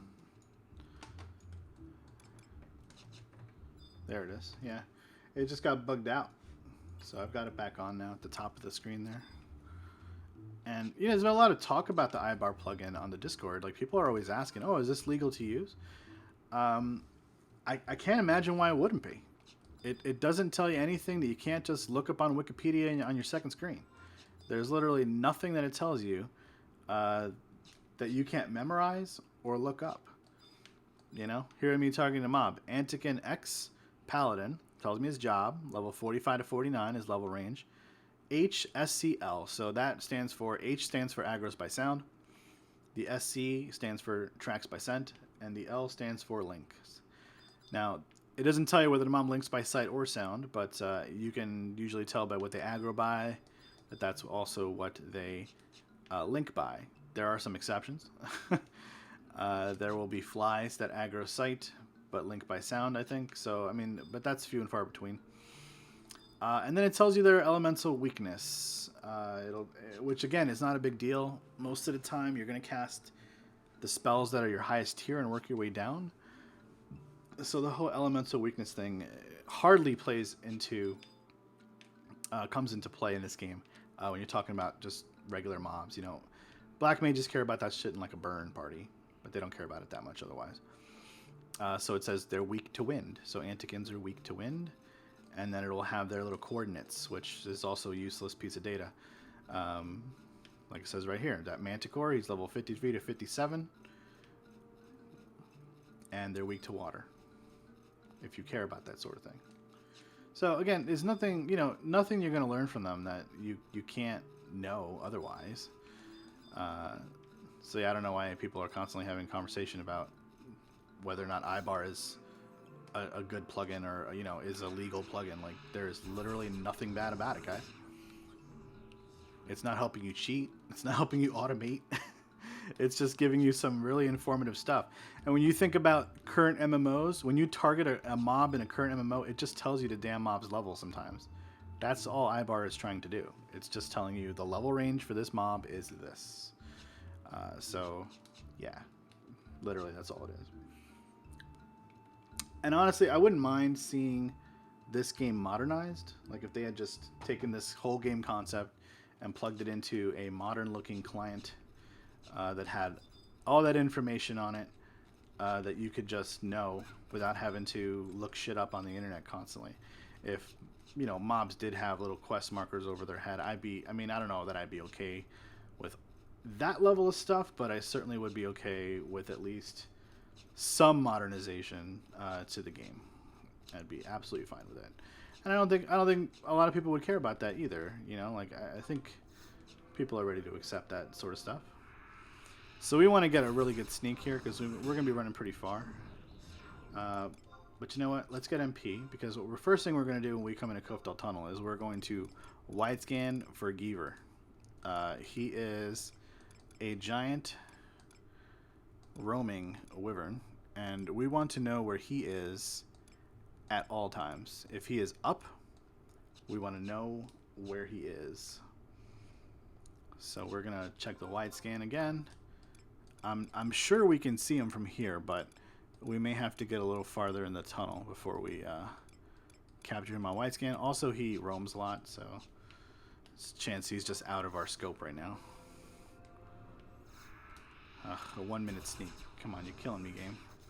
I need a better sneak than that. We're going to be running through a lot of crabs, and I want to just be able to get to where I need to go really fast. I mean, at least 3. 4 minute. Perfect. That's what I wanted. Alright, so we're going to not worry too much about sneak and stuff, because there's a lot of robber crabs in here, and they all aggro by sound. We don't want to have to deal with that. And we may first see Geever right at this intersection coming up here. This is where he sometimes will walk through. So we're going to just take a quick peek on the wide scan.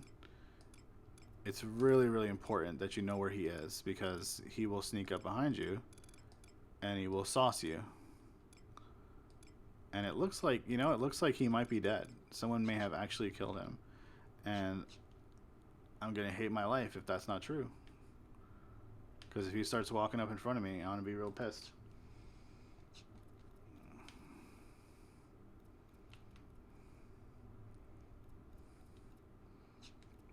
Alright, well, we've got our sneak and viz up, so at the very least, we'll be safe from that. Alright, so we're on the main map now for Kofdal here, and we're going to be heading over to this area on the east side. That kind of looks like a tiny little room. And if you look at this kind of like a letter A, this part of the map here, we're going to be pulling him to the left side of the A, the bar of the A. And the reason for that is there's going to be a lot of recluse spiders there, and recluse spiders have sickle slash, and they have spider web, and they have poison spray. So they have a dot, they have a slow, and they have a high damage weapon skill. They're not going to survive a whole lot of time against him, against the NM if he spawns, but there's a shitload of spiders. So we got to get him over to this side of the map so that we have a big sea of pets to use. Now, push comes to shove, you know, we can throw a sea of robber crabs at him too. We're not we're not that fancy that we're not going to rely on robber crabs if we don't, if we need to. We will. And chances are I will throw a few robber crabs at him depending on how the start of the battle goes. Oh yeah, there's a fuck ton of them. Not short on crabs at all. So you could throw the entire kitchen sink of crabs in Kufdal Tunnel at him, and you will win eventually. It will not be a swift battle, but it will be a battle. That is for sure. All right, so where we're going, there is only a very, very small, very, very small, a slither even, of free space to stand in, and it's right in here. Now there are 3 goblin mercenaries in this room, and the only safe space here in between these 2 rooms is this little ledge up here. And there are 3 goblin mercenaries, so we're going to kill each of the goblin mercenaries one at a time, assuming the enemy isn't already up, which I doubt he actually is. Let's see. They start up here. So goblin mercenary, goblin mercenary, goblin mercenary. So those 3 are our target mobs, and we're going to go after them and keep tracks of their time of death because they are 60-minute respawns. All right. So be a good Beastmaster first, and we're going to rest. The other thing about this camp is you need to have Stone Skin and Blink up every single time you're ready to do a pull. Every single time. You cannot not do it. Oh yeah, let's see. Kitchen sink of crabs. Is this is this what comes up? Oh yeah, look at that. That's cool. Those are really nice copper sinks. Very, very cool looking. Now see that other mercenary there? He's not a placeholder, but he likes to join the frickin' party sometimes. So we've got to watch out for that little guy. The 2 pets that are out there are backup pets. We're going to use one of them, if not 2 of them. The main pet we're going to use is the one that is actually in the room with the goblins. He hangs out kind of at the mouth of the tunnel, which is straight ahead and to the right here. And there are 2 blind. These are both blind turns, so you cannot see any of them. If you look at what we're looking at here on the map where my little red dot is, these are 2 blind turns. We're not going to be able to see anything in the room until we turn that corner, and by that time we will get aggro. So the goal is to get sneak up, or grab the raptor in the room, get invis up, run into the room, tag a goblin, run out of the room, running past this rock, using heal to get the raptor to appear, and then using leave and reach harming the raptor so that only the mob we want comes, and hopefully none of the other goblins link. So it is a very complex situation, but we will do what we can to make it happen. This is my MP set. Put it on sometimes when I need to feel good about myself, and to cast re-raise mostly. So we're going to want Pro, Shell, Stone Skin, and Blink, and then we will have enough MP to switch over to our regular gear, and we'll try to charm a raptor. And every hour you gotta put re-raise up. Congratulations, Spin. 41 Beastmaster, man. Those were that was a good level, if I recall correctly. No, that was not the greatest level. I did Altepa out there. I didn't have a lot of fun with it. But when you get to 42, go to Behemoth's. In fact, 41, you could go to Behemoth's Dominion now and do the Lessers versus the Greater Galas. Triple Bats versus Giant Bat is like one of the best matchups in this game. It's so good because Jetstream owns those things, and they don't do any damaging weapon skills. But yeah, go out to Behemoth's Dominion, like right when you get in the zone, the first room there. There are 2 Galas. Have each of them fight a Fat Bat, then run into the next big room, use a Gala, fight a Fat Bat, yeah, and do that. It's really, really quick XP. Easy 4 or 5k an hour. And that one's on the guide too. And then when you get to level 43, you can start charming the greater Galas and fighting the weapons. You can sub Ninja. If you have Ninja, sub Ninja for that camp because it's really good. Alrighty. Let us stand up here. We got full MP just about.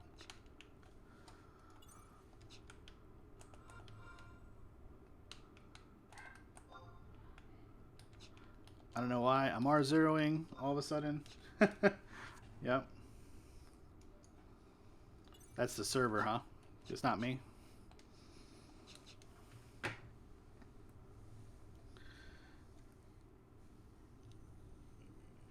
Boo. Sometimes it just comes back. But yeah, it's probably not going to just come back, right? Let's see what Discord says. I'm sure everyone's complaining.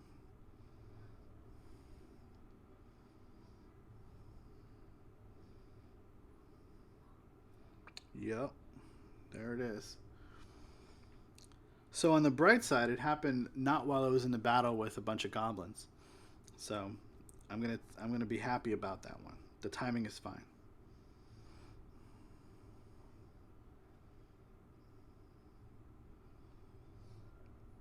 There it goes. Uh-oh. Those Dommels, they do not fuck around. Let me tell you something. They are nasty. Do not like fighting Dommels. I like using Dommels as pets. Do not like fighting them. It's one of the least fun mob types to fight, in my opinion. And that's why I tried to minimize where they actually were on the chart there. Well, let's see. Yeah, those beetles they're tanky though. So they're not bad.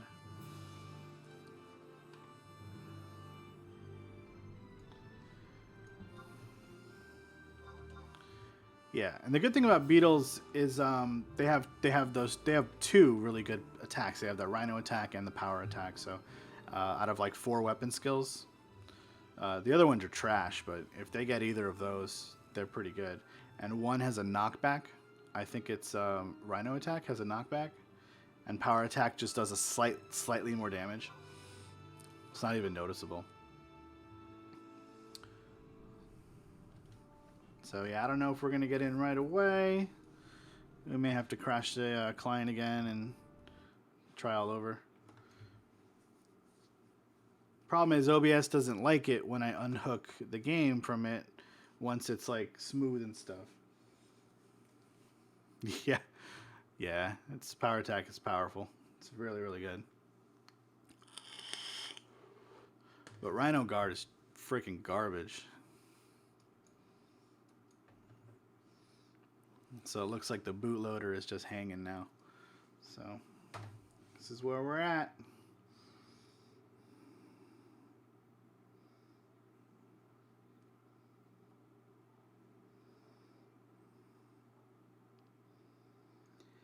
Well, let's hope that it comes back soon.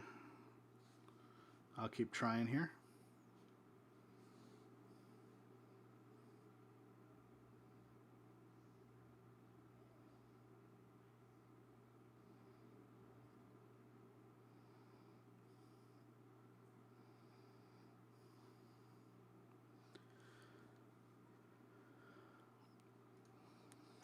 Sounds good.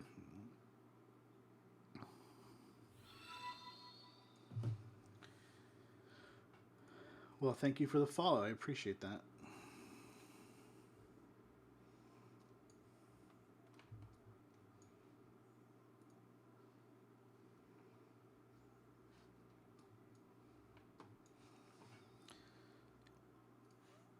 I'll put a BRB up, but I'm here. I'm just collecting my thoughts a little bit, looking at my guide here. So we started the night in the colibri camp, the regular colibri camp, not the lessers, not the greaters, just the regular ones, doing red kissers versus colibris.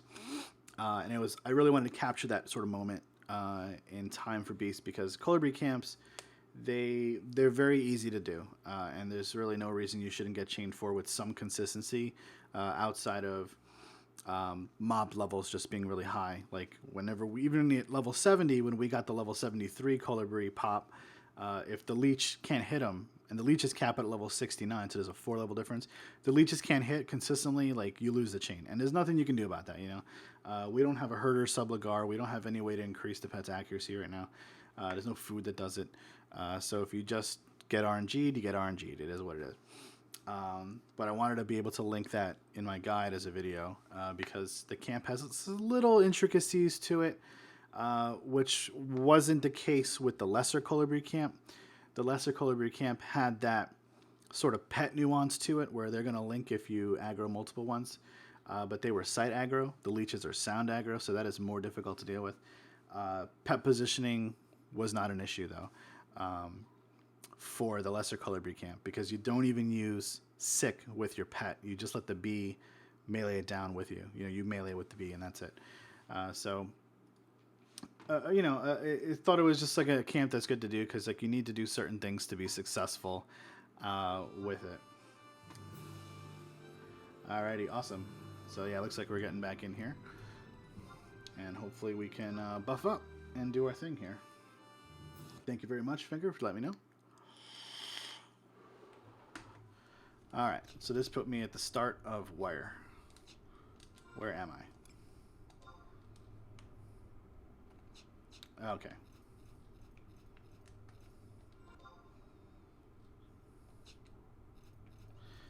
Okie dokie. I'm at the start of Kuftal Tunnel, right. I walked all that way, and I lost my re-race. Alright, so that's not a big deal. What we will do is, we will get our MP gear up, and yeah, we're going to rest here, I suppose. So that was a crash.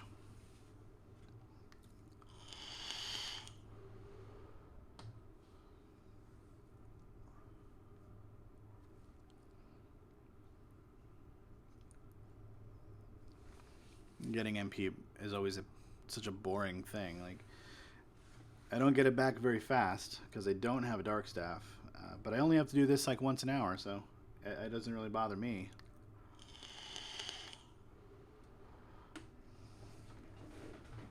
Oh, I gotta open my new vape juice. I got a mango flavor today, and I'm switching over from a sort of a Hawaiian punch flavor. Still got some left in the tank here, so I'm not going to do that just yet. I'm going to focus on getting my MP up while I shake this bottle.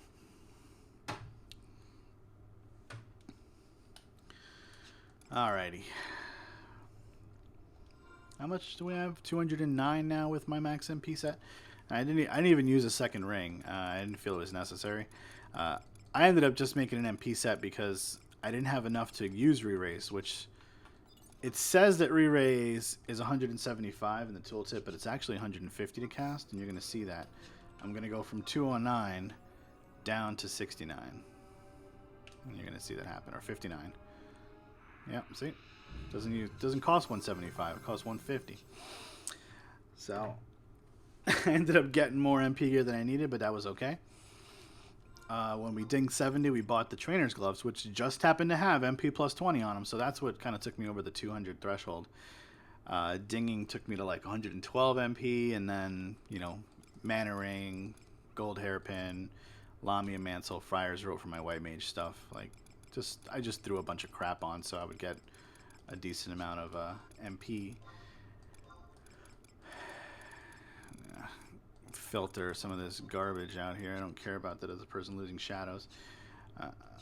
We're gonna go straight back up to the max, and then we're probably just gonna run with that, and then we'll buff when we get to camp, because buffs only last 5 minutes, and we need to make sure that those are fresh. Fresh. But I might as well get up to as full as I can to cast all these 12 MP sneaks, and then I'll need a invis when I get to the gobs. So it doesn't look like Givre's up, which is great, because I don't need to worry about getting sauced on the way to the damn camp.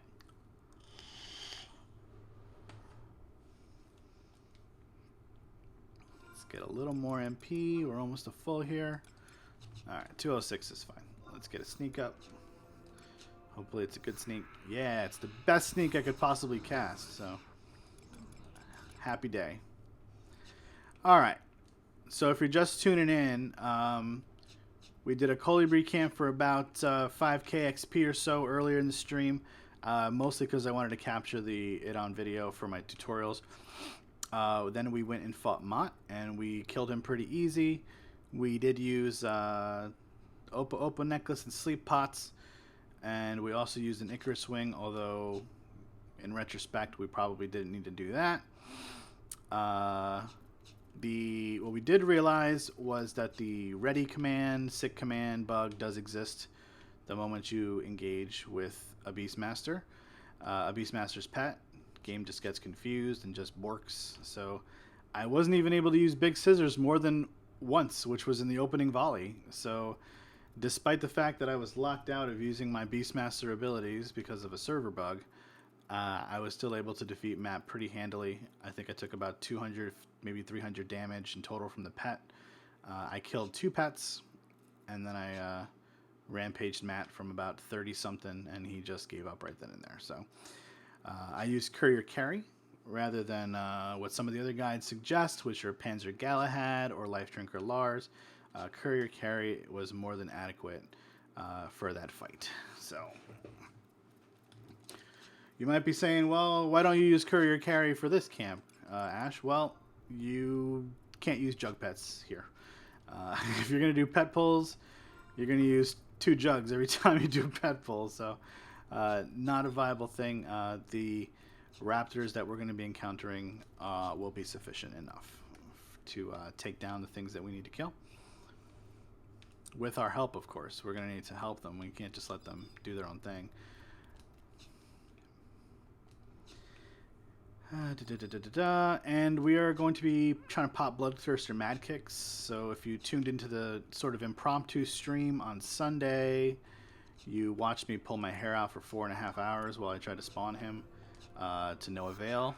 I'm hoping that we will have slightly better luck in the next hour and 10 minutes or so. The fight itself is about a half an hour long, so ideally he's popping in the next hour. Which is only going to be like 4 placeholders worth of mobs. But times 3, because there's 3 placeholders. And so if I kill him in a good amount of time, we'll have plenty captured on film. And this is the only little safe room. Now this mercenary, I don't like him at all. He comes way too close for comfort. But he doesn't come in this room entirely, so. Alrighty. And if there are anybody who has pet jobs that actually wants to come out here, if you're level 65 or higher, I'd recommend. You're more than welcome to help me camp this thing. I'm really not so full of pride that I want to do this myself. I want to kill it by myself, but spawning it, could always use the help spawning it. Alrighty. And we don't have refresh or anything, so we're going to have to sit for a little bit here. Let's load our Ashita back on here.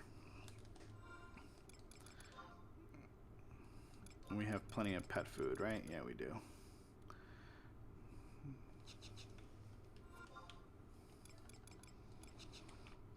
Okie dokie. So, we're back at camp. We're going to target the 3 mercenaries that are in this room. This is 1. Let's see, 1, 2, 3. So whichever one we get, we get. We don't really care. But we gotta grab the pet first. That's the first sort of challenge to this. So he usually hangs out right by the mouth of the tunnel, so there he is. Alright, so we got him. And then what we're gonna do is we're gonna cast Invis on ourselves.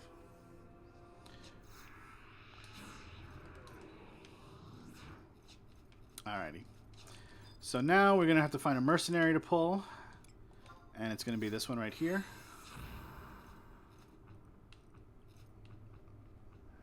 Go get him.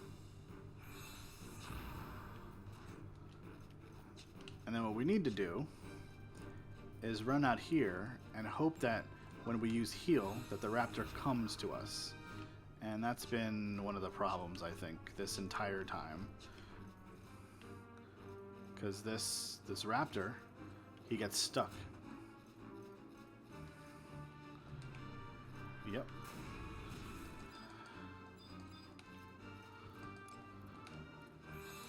So we need to uncharm the raptor. It looks like we got a link here. So that's a huge problem.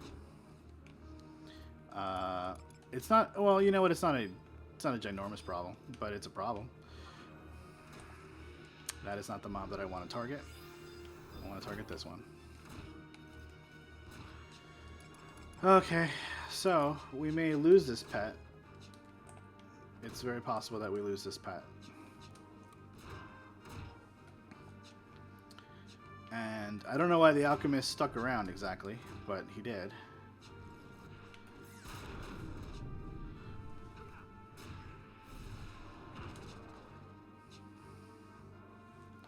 And we lost buffs, so we need to get buffs back up, but it's just not going to be a thing right now that happens, so this is a real big problem. We're going to have to do buffs now. Can't really afford not to.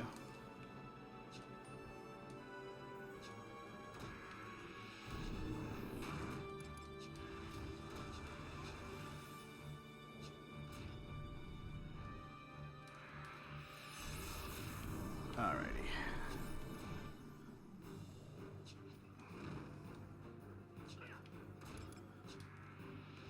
We're gonna have reward up soon too, so if we can get reward on, we might be okay for a little longer. We're also gonna be able to remove the paralyze he's got on him. Let's see if we can use a sick command. Alright, so we got the reward on.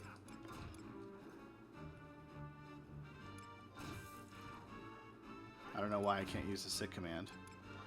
Right, because I edited it out, that's why.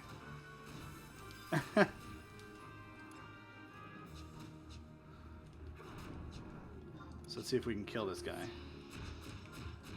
Okay. Alright, so sick needs to not be edited out. Stop that.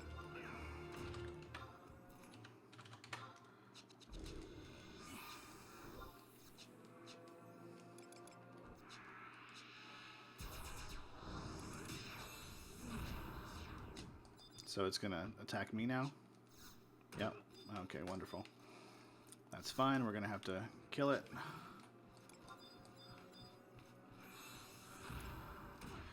And of course the alchemist wants to play. So we have just big problems here. We're gonna just log this out because I don't have the patience to deal with this right now. This has been a mess since the first thing. Anytime a mob adds on like that because of a mob getting stuck on a rock, it's like, it just takes me back to like, I get it. It's a buggy server. There are some things going on with it, but like the pathing issues, you know, people are saying, oh, they're not as big a deal as people make them out to be. But the truth of the matter is, dude, it's a pathing issue. Like, it is a big deal. It's a big deal. For pet jobs, it's a huge deal. So it affects me literally every day that I play. And there are some... Oh, wow, wonderful. He cast Yaga on me. You son of a bitch. Stop casting stuff. I'm trying to log out. This is annoying. This is really annoying me now.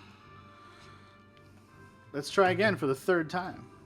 I should have just cast Stone Skin the first time. That's just like a thing you're supposed to do.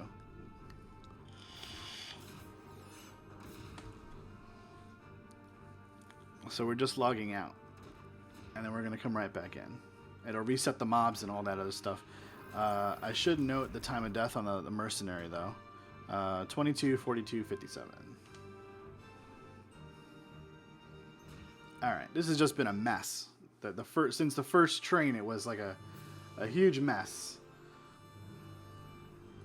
This is not going to load the menu, is it? No, of course not. This happens periodically too. Oh boy. All right.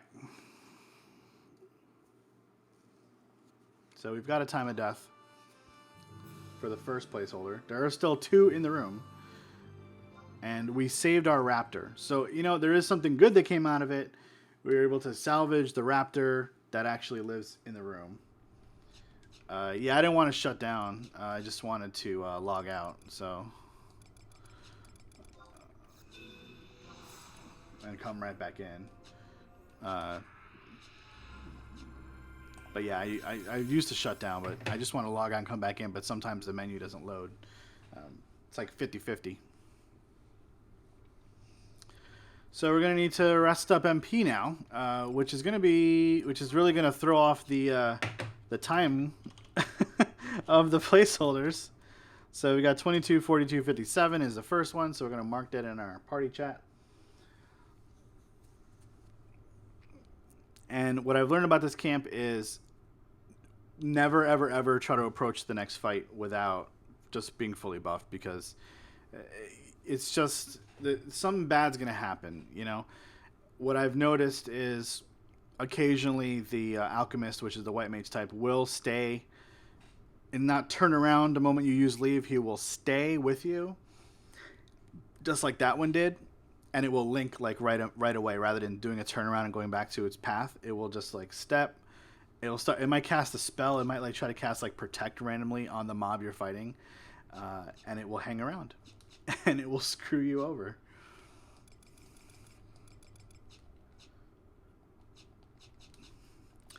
Beast is not lame. You're lame. You're not lame. You're cool.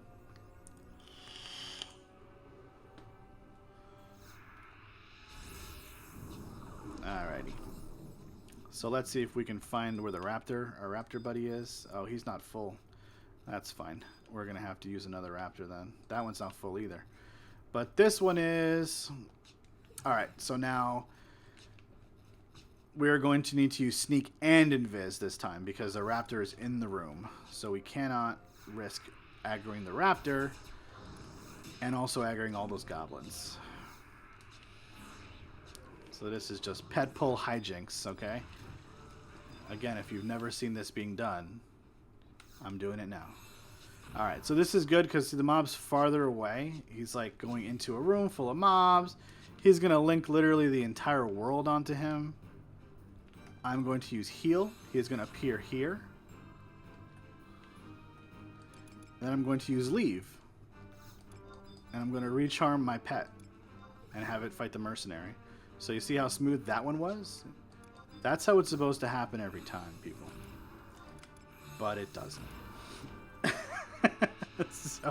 So you've seen it now. And that's how every pull is supposed to go. But sometimes the mobs come all the way out of the room because you can't see where they are. That's the problem, right? And you can't have the mob targeted because you need to recharm your pet. So you want to have your pet targeted. And using STNPC to sort of tab around is too crazy in this little small space. So yes, now the devs know how beasts cheat. That is how we cheat. That is how I get literally a sea of mobs, one mob out of a sea of mobs to come and fight me. All right. So again, let's get Stone Skin and Blink up. We make sure we have 49 MP to do it every time. We're going to mark the time of death for that particular goblin, which is 22, 48, 54. And when we killed the third one, we'll draw a line, and then we're going to do a lot of waiting. All right. Oh, don't worry. I'm going to be doing it for the next hour and a half or so, or probably hour anyway. You'll see it. You'll see it a bunch.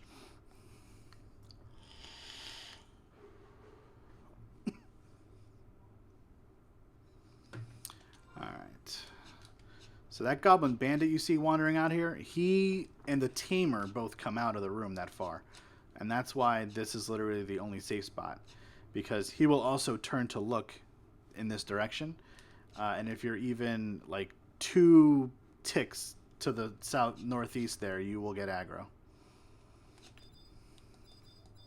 Alright, so there's our pet. He's in the room. He's way in the room, though. So we may have to wait for him to come out a little bit. Our MP is a little lower than usual because we had to sneak and invis for that particular pull. So we're not in a hurry. We're not in a hurry. We'll just get max MP and wait for him to come out. So see, he came out, and we can get him through the wall as long as we can get sub 18. Oh, okay, he's aggroing us. That's fine. We don't mind. You just got to stay in your corner here and just take the hits. I intimidated him. Alright, he only tried to hit me once. Well, twice. He missed, though. Alright. So we're going to get invis up.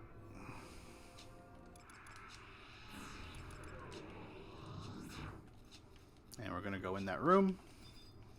We're going to look for the mercenary. Hopefully he's far from the entrance, which he is right here.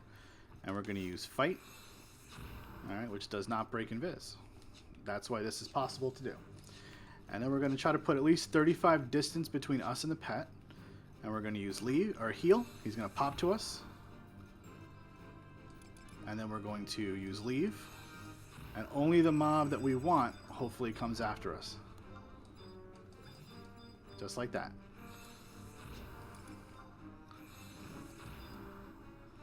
And that's that. And then we can set up the fight as normal. So we got one mercenary out of the room. That's the third one. And this is the last placeholder for Bloodthirster. Now when we actually pull Bloodthirster, it will be a similar type pull, except we are going to sneak an invis and run through these goblins that are here, back up the ramp to where the first robber crab is, or maybe the last raptor, and then I will use leave, and hopefully I will only get the goblin that I want and not all of them, and then I will slowly get him over to where the spiders are, and I will use the recluse spiders to take him out. That should be the ideal pet to use against him. Though I'd love to use these raptors. These raptors are sort of caught up in a sea of goblins. So, you know, you're taking... It's like a... You have to choose which one you want. Do you want a sea of pets that are easily accessible, that you can avoid with just sneaking and resting? Or do you want to use better pets but risk getting a link? And that is never an option for Beastmaster. You cannot... Do not want to deal with 2 or 3 mobs. You can deal with 2... But dealing with 3 is just like, you're making more of a headache for yourself than you deserve. So, you know, that's why when I get annoyed, I just log out and say, okay, my pet's fighting these 3 monsters. I'm just going to log out here. Because what's the point? Alright. So because these pets are aggro, we have to put sneak up before we use leave on them. Alrighty. So that's the third one. And his time of death is 22, 53, 13.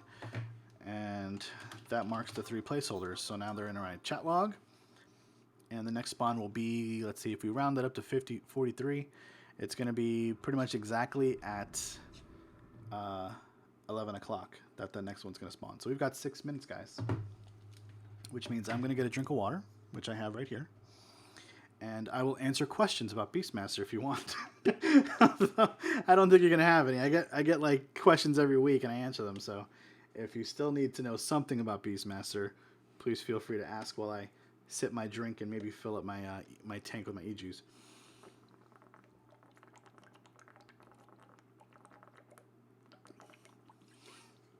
Oh, water is refreshing.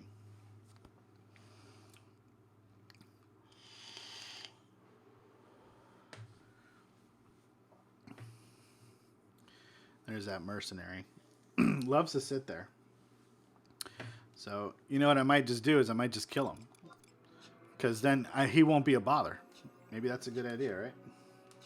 Since I've got like 6 minutes to kill. So I'm not going to take any more chances with him than I do with anybody else.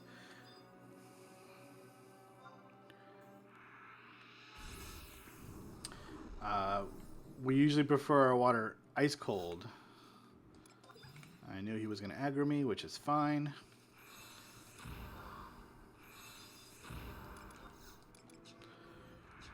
Doop. I opened up with Scythe Tail. That's pretty good. Too bad it missed.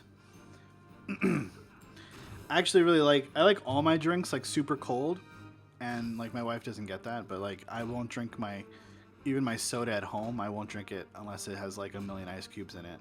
And I like to use little bendy straws. It's like a thing. But yeah, with my water bottles, I usually fill them about a third of the way up with ice from my fridge, and then we have like an ice dispenser, you know, in the fridge, and get the water out of there. Good question, but not related to Beastmaster exploits.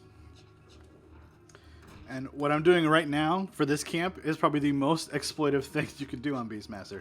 Like, pet pulling is, like, by definition, something that breaks the game, but you can screw it up real bad. And if you watched me on Sunday do this, there was one time where instead of using the heal command, I used the sick command as I was running out, and literally it used foul breath and hit every goblin in the room, and I'm talking every fucking chicken in the room, okay?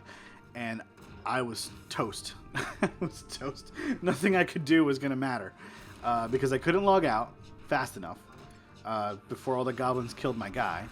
And if I used anything else, any abilities, those things were going to come after me, so...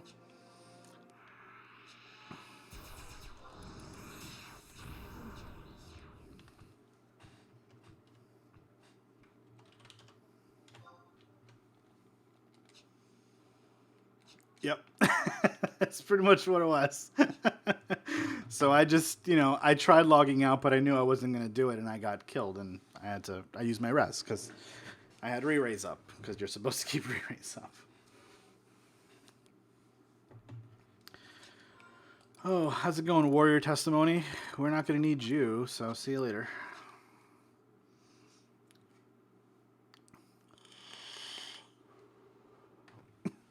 There's no way I'm going for a Matt's cap. It's not going to be a thing.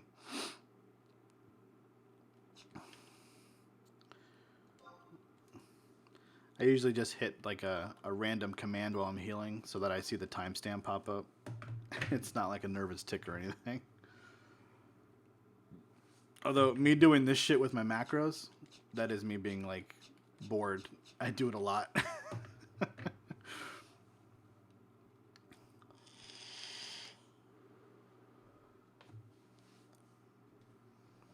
Who's Tarmac? Red mage, white mage. Okay.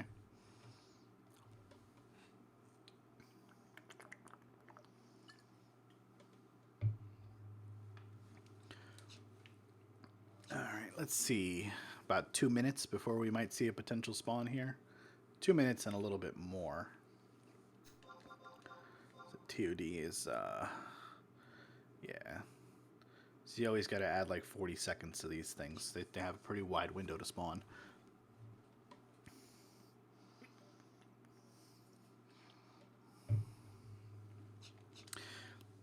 There is a warrior that always hangs out here. I think his name is Lothan or Lothar or something like that. This guy. He's a thief. I think he's got warrior. They farm Amamit like all day. I wonder if they've ever actually killed this thing to get the axe. I mean, I can't imagine that they would.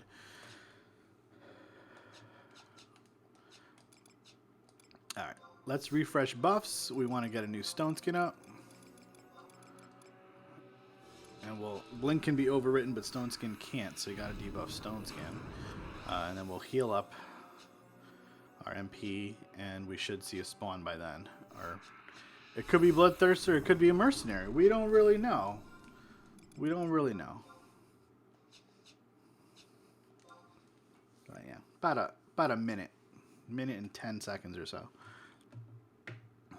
Let's see how far apart these spawns are going to be. They're going to be each about 6 minutes apart. Okay, because the first one we had a little trouble with after we killed it. We had to log out. But the second and third one blew themselves up. So those were really quick. If we rock and roll through this, you can kill them all within about an 8-minute window is the fastest I think I've done it. And this was an 11-minute window. So it can be done a little faster than that. All right, let's check the wide scan.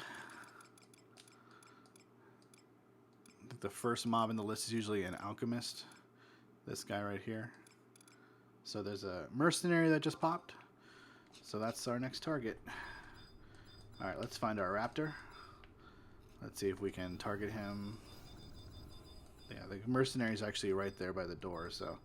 And there's our raptor, although he seems to be trying to get away from me. Oh, he's aggroing me now. He can't find his way to me. Because he's stuck on the rock. So there's a blink that's down. Hopefully he doesn't eat our stone skin. He did a little bit. Alright, so invis.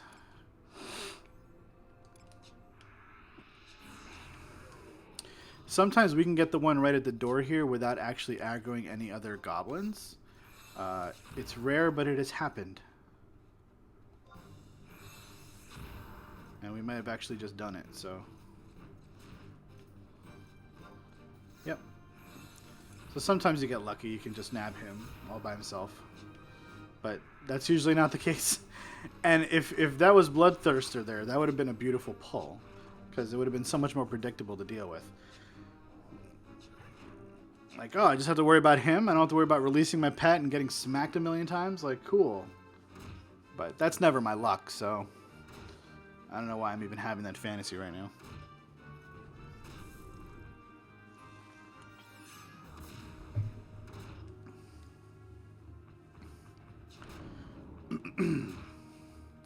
And these goblins, some of them were even matched to me last time I was out here. Even tough. But I got all the way to 70 cents, so now they're all DC to me. And they don't even need food to hit them. You want to blow yourself up? No? Alright, that's fine.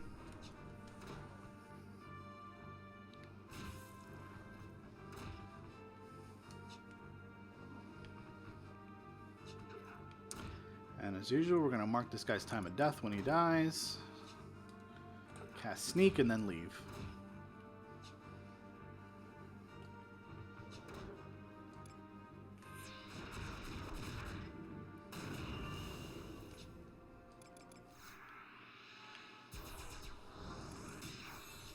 Okay, hopefully that guy heals up before our next battle.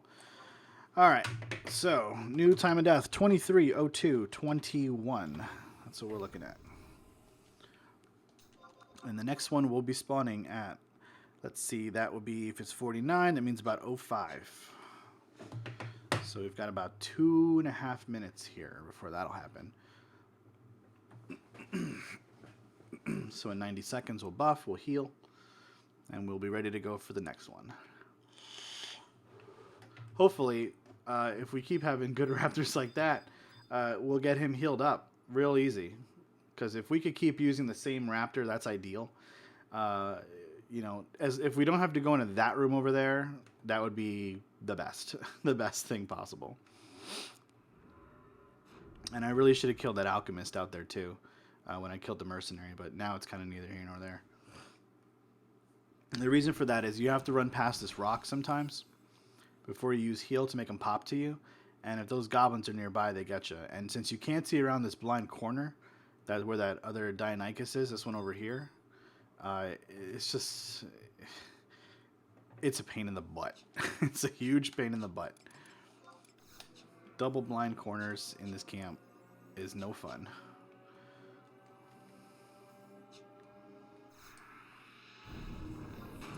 Alrighty. So we're looking at about 60 seconds for a potential spawn. We want to make sure that we're ready to go.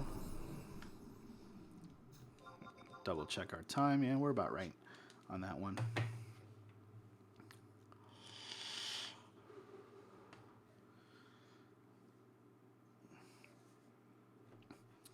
Now, where we're going to pull them, again, is in this area here. Right in the area you see in the middle of your screen. In this general area.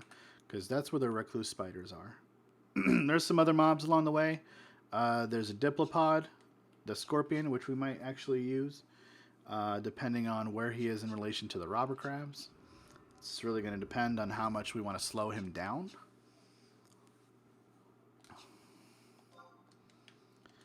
Okay, We might be seeing a spawn here. Let's see. Alchemist. Okay. No spawn yet of a mercenary or otherwise.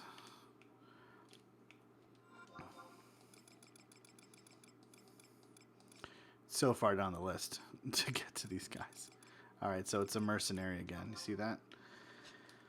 Alrighty. Let's get our raptor friend through the wall here.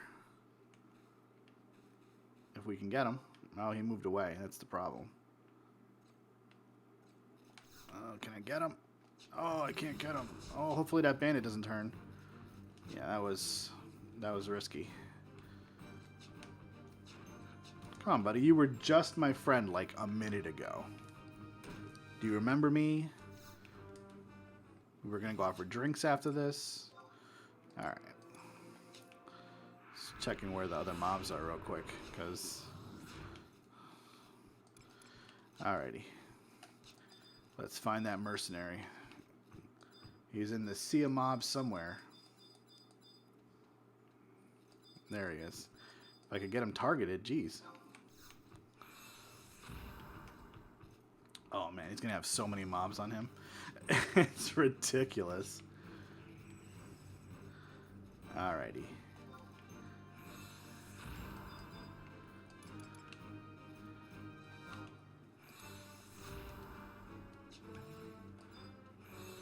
There you go.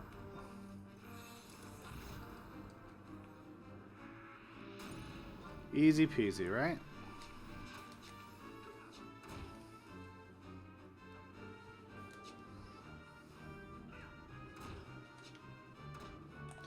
So I think the trick is just to use leave a little earlier.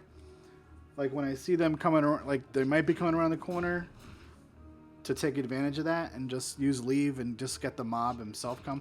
Now if he gets stuck on a rock, it will be over. So it's a give and take. You got it. It's a calculated risk. I feel like I'm more comfortable being able to actually see the mob. Alrighty. So he blew himself up. He didn't want to be part of this world anymore. And I understand that. Alrighty. So we're going to mark that time of death down as 23:07:29 according to the timestamp. And let's see when the next one's coming up here. 53. Let's round it up to 54 plus 16. It's going to be 10. So we're looking at that one coming up in 2 minutes on the nose here.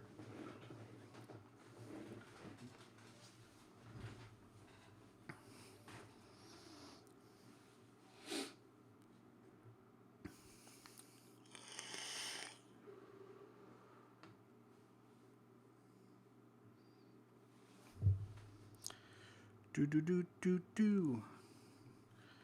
This is one of my least favorite areas in the game. I hate Kufdal Tunnel. It's just so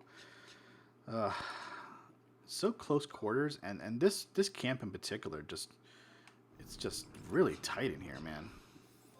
You know, I like outdoor areas when I'm on Beastmaster. I get to roam. I get to kind of explore a space. Get to play the cowbell, all that shit. And here in Kufdal, you just can't do that. It's just everything is so squeezed in. There's literal tunnels everywhere, and I hate it. Yeah, it's very claustrophobic in here.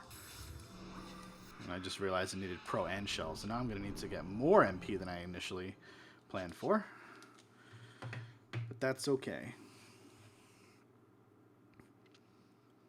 Still looking at a spawn of about 45 to 50 seconds. Also, there's no music in this zone. That's another thing. Like, a lot of the outdoor areas have music, and this one has no music. It's just, you don't even hear, like right now there's wind weather. There is no wind. Like, the speakers aren't lighting up at all. Like, there's just no sound. It's just very quiet, and I don't know. I don't like that, man. I don't like it at all.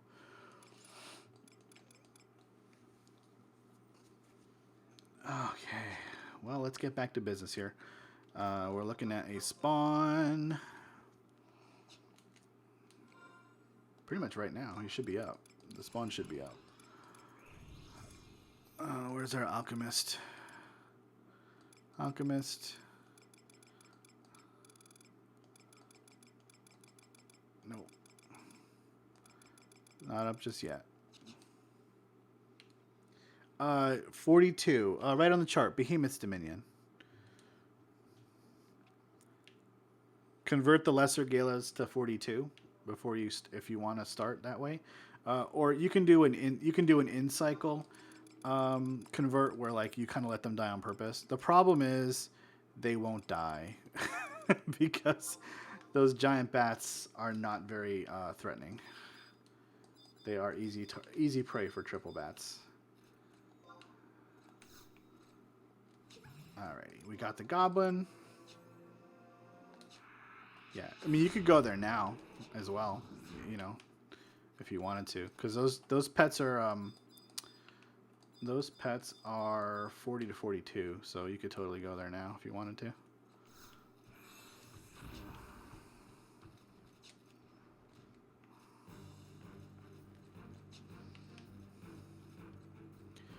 Alrighty, here we go.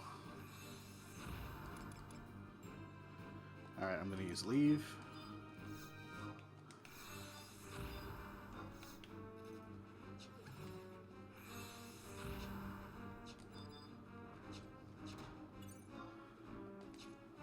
Did that work? It did.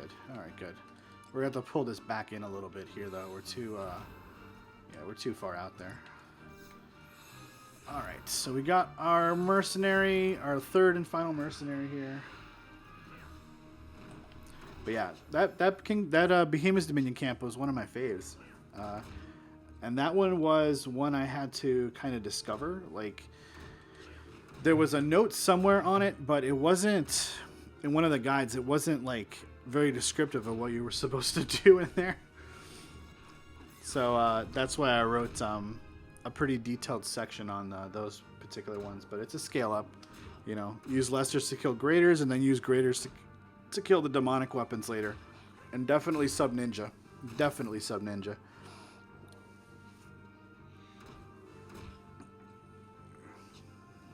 I'm assuming everybody has sub ninja in this game. I say that like it's a thing, but I didn't have my ninja sub finished until my Beastmaster was like 55, so. And same thing for my white mage sub. I think I finished it when my Beastmaster was like 64. But yeah, you're going to be fighting weapons at some point, so yeah. Sub Ninja is best for weapons. And when you go to Garlage at 58 or 59 to fight the weapons there, if you follow my chart, like you'll want to do Sub Ninja there too.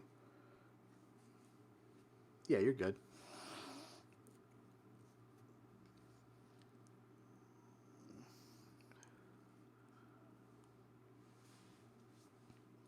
But yeah, it's a little bit of a running camp to do that particular level range, but it's well worth it.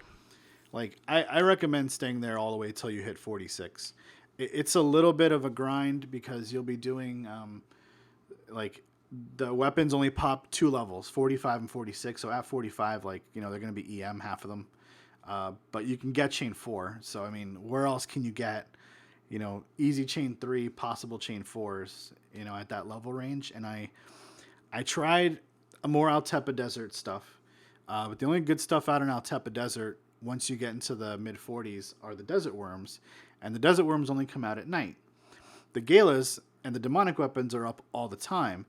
The thing about Behemoth's Dominion is that in the nighttime, there are going to be lost souls that wander in the area, but they don't wander that close to the demonic weapons. So you will be able to actually worm your way around them because as Slash Ninja, you have the stealth job ability, and that stealth job ability narrows the range at which you get aggroed. So you can actually avoid the lost souls. I don't think I aggroed even one the entire time I was leveling. I was just weaving my way through them, and it wasn't a problem at all. And because non-damaging AoE weapon skills don't aggro mobs, when your Fat Bat pet uses infrasonics or whatever the hell else the other shit it uses, it won't aggro the Lost Soul even if it hits them. So you don't have to worry about any of that stuff. Let's see. We should probably record the time of death for that last goblin. Let's see.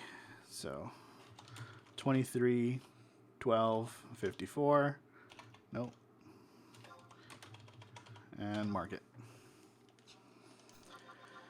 So our first one is going to be up at about 18 something or other. So it looks like we've got 3 minutes to kill.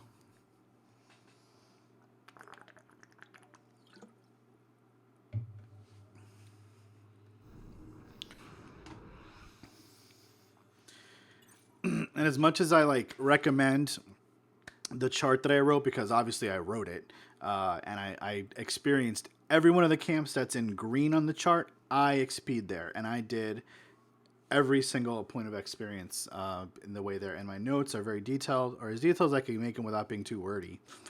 So they're confirmed camps that are really, really good. But when you look at a camp on the chart, make sure you look at the one after it too, because sometimes I make a recommendation that, oh, well, you know, you could stay here till X level, but you should go to the next area, really. So this particular camp is one of them. So what I did when I got to 44, I went to Yotor Jungle, and I did the Opa Opos versus the Goblin Poachers. Out of the way out in Yotor. It's a quick walk from the teleport, and it's not that far from the outpost if you go to Yatunga and you know your way. It's like maybe like a 5-6 minute walk. It's really quick. And I have a video of that particular camp on my sheet. So if you go out to Behemoth Dominion, spin, go there 42 to 44, and then you can leave and go somewhere else. But if you like just staying there, you can chill there all the way to 46 if you really want to. It's really up to you. I wouldn't, because the goblins that you're going to fight are 45 to 49, and they're going to give you way better XP. so I would say go there, because, you know, would you rather fight a mob that's max 46 or max 49 and you can comfortably kill them with Opa Opos? The Opa Opos they're challenging, though, to charm. So that's a good experience to have, to go out there and kind of see why Opa Opos are so powerful, but also you kind of pay for it in the charm. It's not easy. Yeah, they're fucking amazing. So they tear up the goblins out there. They really do. If you can spend some time in that camp, it's shaped like the letter I, like a capital I. And there are Opos pretty much at every point along the way. If you can convert there's 4 Opos there. If you can convert them all to EM and use them, it's insane. The thing is, it's going to take you a while to convert them to EM, because they're level 40 to 44, and you're going to go there at 44. So you've got a 25% chance of it respawning into the level you want, and a 75% chance of it spawning into any other level. So it's a toughie. Yeah, so these are the regular Opa Opos. Well, no, they're called young Opa Opos too, actually. They're probably just slightly higher level than the ones in Yatunga.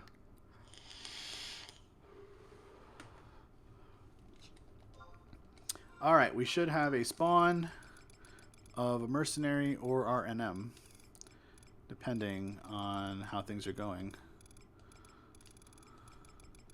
So it doesn't look like it's spawned just yet. I don't see a mercenary in there. Just make sure I got my timestamp right. 02, yeah. Oh, yeah, you always got to add 30 to 40 seconds. I forgot. Because you never know with these things. Yep, there it is. It's a mercenary. Okie dokie. And it's right there. It's the one right there at the entrance. So maybe we get him without any hassle again. Let's see. No, we're going to have a hassle. I can tell you right now, we're going to have a hassle. It's going to be a thing. And his other mercenary is right there. I'm going to wait for him to stop somewhere that I can manage him.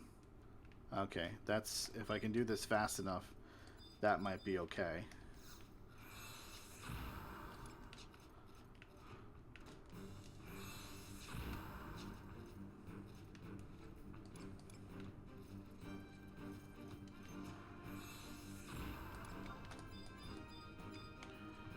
Oh, come here, buddy.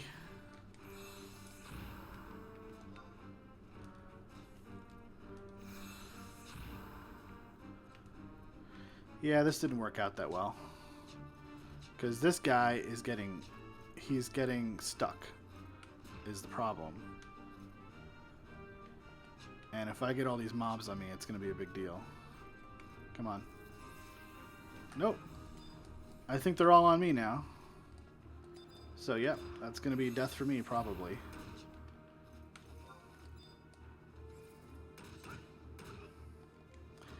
Hey, can you fight the mobs I want you to fight?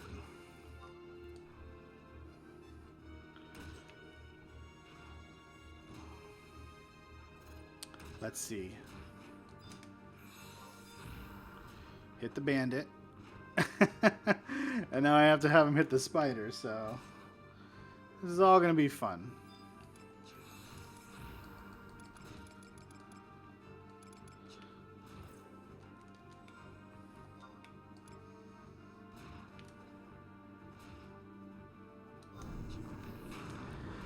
It's going to be a log out, that's what it is. Alright, so we've got 02, 07, and 12. Or 02, 08, 13. Let's go with 08, 13. Just making a note of the time to death because we're going to clear a log now.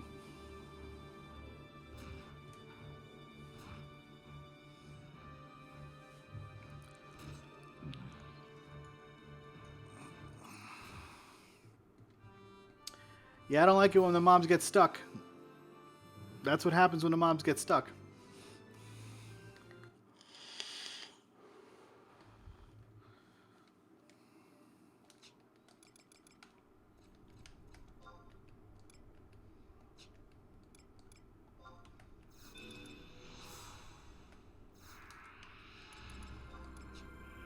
No, actually I still have, yeah. Still have that one. Alright. So, yeah, our raptor now is weakened.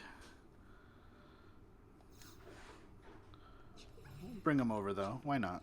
Yeah, see, he's stuck. He's frickin' stuck. So that's a problem for me. Because I don't want him to be stuck.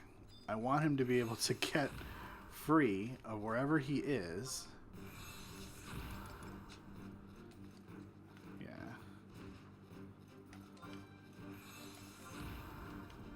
Stay here. Don't hit me with Ripper Fang. Hopefully that goblin turns around. Good, he did. Alright, we got him out of the room this time.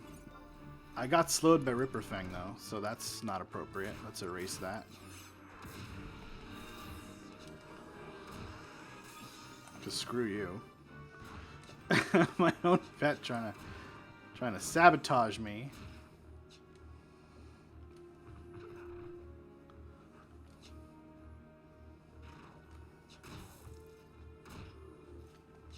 What's this, level 69 one? Probably.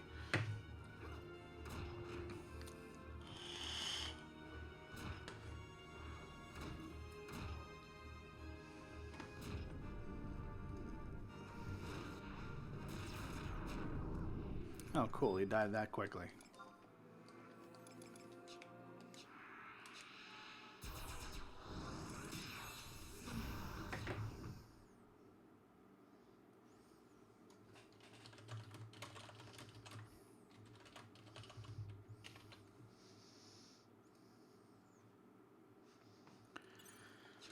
Okay, what's the deal here? Sorry, I had to update my social stuff. All right, so let's get that time of death down.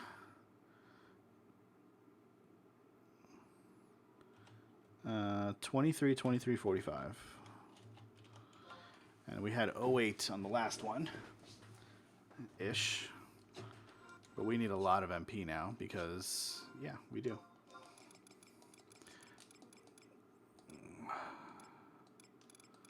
And it's a mercenary in the room anyway, so.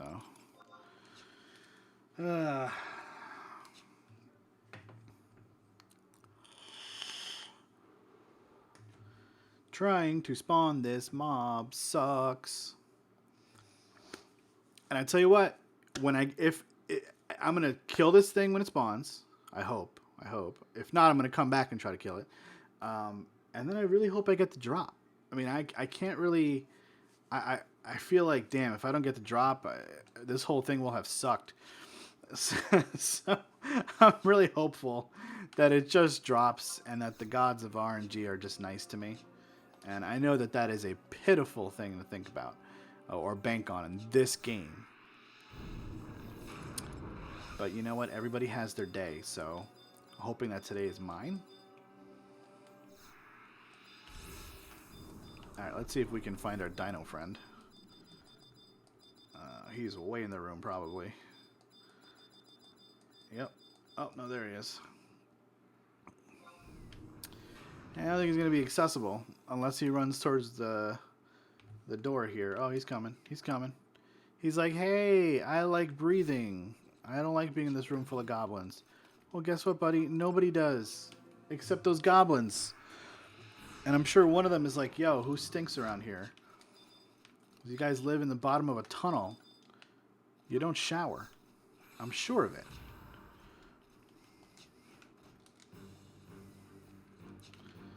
Alright, let's see how smooth we can make this happen here.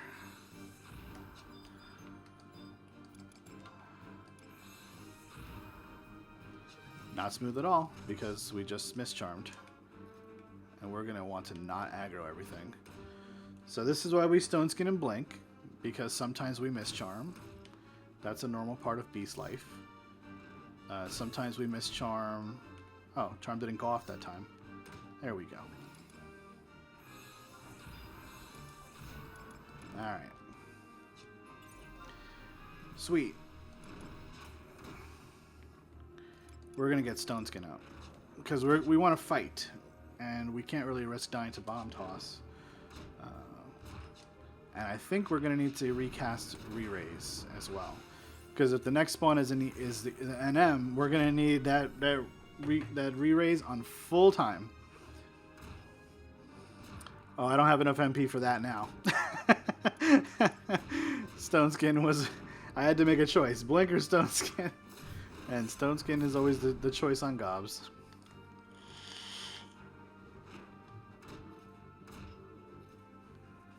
I think bar fire is like 17 MP. Let me take a look. 12, yeah. I only have 7. It's definitely not single digits. So I keep that in mind. It's 12, just like Sneak.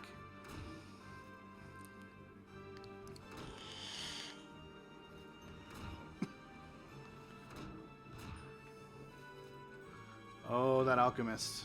Okay. He's coming awfully close. And I know he comes a little closer than that even.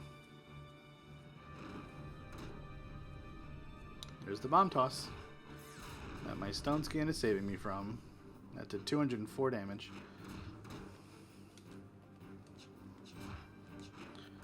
So the other time of death was 13.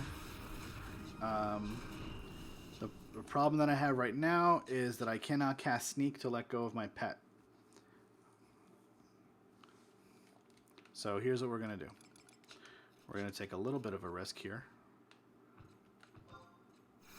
Tell the pet to stay over here. And we're going to try to tell him to leave. There we go. That works. Now the problem with that is he's going to have stay queued up. So the next time we charm him, we're going to have to use heal command to break that.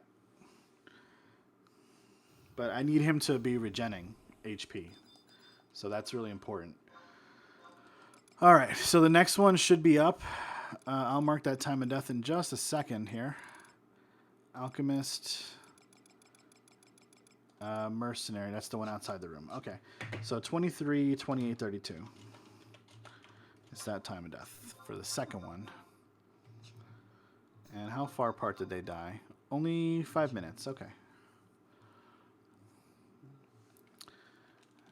Let's see.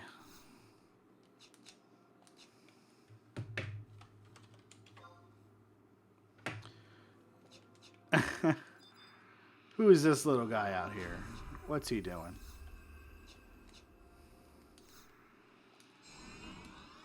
Oh boy. Oh boy, oh boy, oh boy. Haste.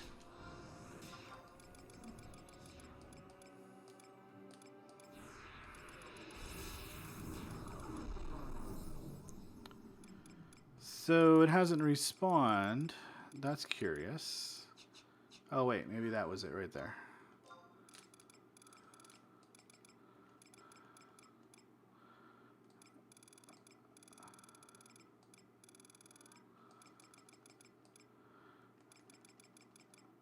Alchemist.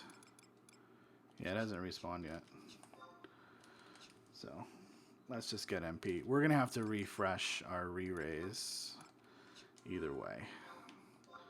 Keep an eye on the room here. Yeah, mercenaries up. Okie dokie. Well, I think I can kill it this way. So it's I've got re-raise up for 3 more minutes. I think I'll be all right. Let's try to get our buddy through the floor here. All right. So that's the first thing we needed to do. Make sure that he has heal on him.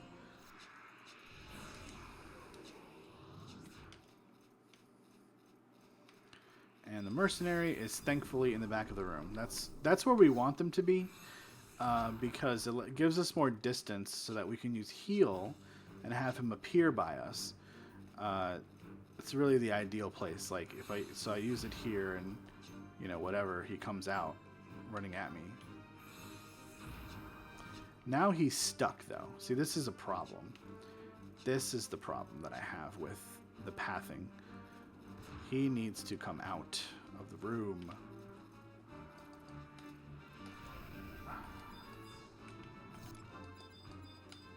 Come here, buddy. Nope, nope. Come here, buddy. Come here, buddy. Jesus. It's bad. Real bad. Bad position to be in. Come here.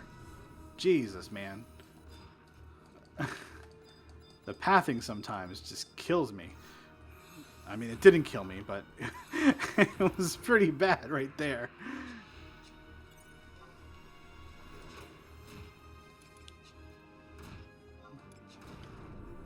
Oh, he's bomb tossing already. Look at that. That was a quick kill. Okie dokie. Didn't even have to use that. Alrighty. 23, 32, 42. 23, 32, 42. And that's all of the placeholders. Alright, so we're going to need to get MP. Full MP. We're going to recast re-raise. And our next spawn is until 40 after the hour. So we're 7 minutes now. So we actually have more time. More time than we did after the last rotation. So we're getting a little better, I guess.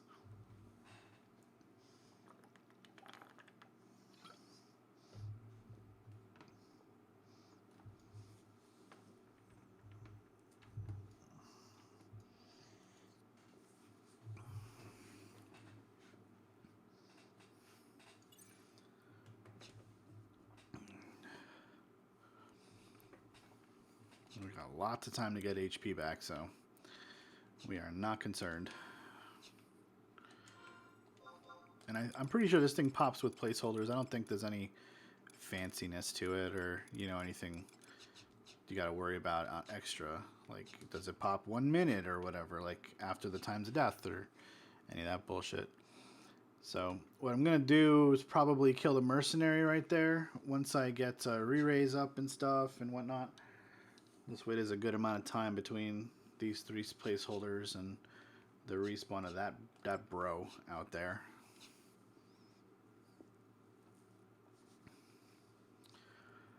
Oh, we've been here about an hour since re-raise is wearing off. Alright. Let's get it back on. It's going to pop. We're going to put it right back on.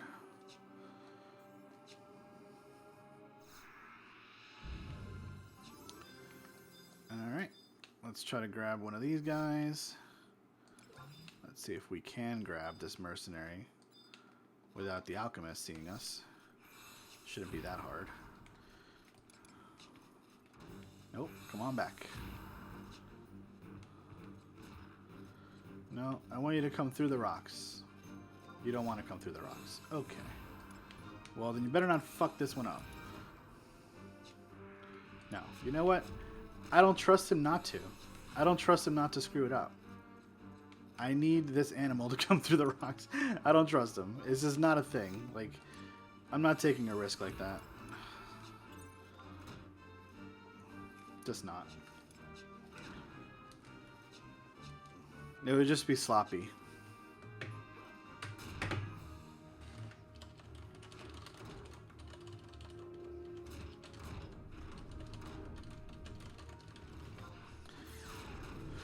Alrighty. We just want to make sure that we're sort of in control of as many factors as we can be every time we go somewhere. And that often requires us to just be cautious and everything else. And since we know that those raptors, that other raptor comes close, and we know that the alchemist wanders close, it doesn't make sense not to just say, hey, you know what, let me take 10 more seconds and just pull this back a little bit, you know, another 3 feet, and we'll be safe. And we're fighting on this side because of the way that bandit comes in here and that tamer comes in here. And sometimes looks over, which I mentioned earlier. So we're just being real cautious.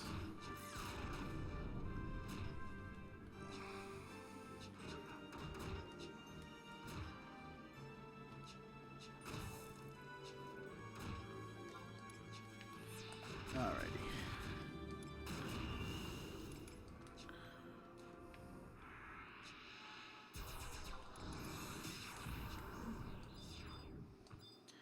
We could kill the alchemist, but we're going to use this time to just rest. We can always use rest. Let's throw our MP gear on here. Yes, they do. They despawn at 4 o'clock.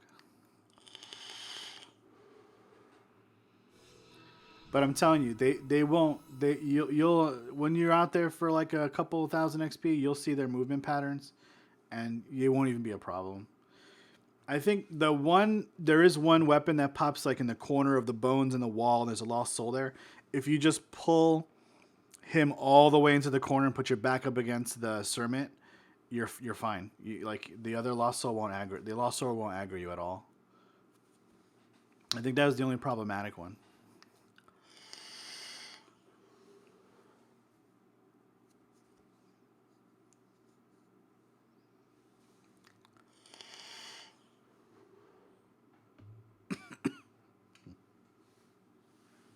Oh yeah, you'll breeze through there.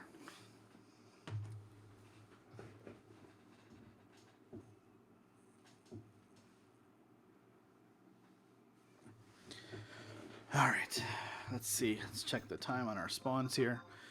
We look 23. Yeah, we're gonna refresh our protect and shell. It's only shell 1 and protect 2, but better than nothing.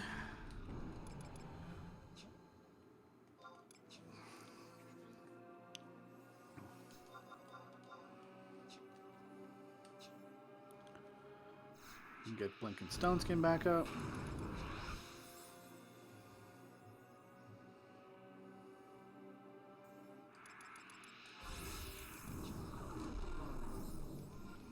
There was a few other macros that I edited for Maat. Let me just make sure that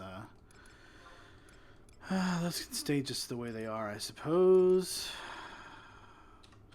I swap between Fungar Familiar and Crab Familiar a lot, so I just comment stuff out in my macros, and that usually works pretty well.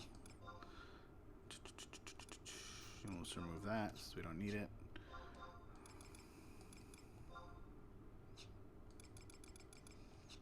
Okie dokie. Let's see. So I think we're 16 minutes now. Oh, not yet. Now, 16 minutes ago it died, so a few more seconds and we should see a spawn. I don't think it'll be on wide scan yet, but we'll look. We'll look just because, yeah.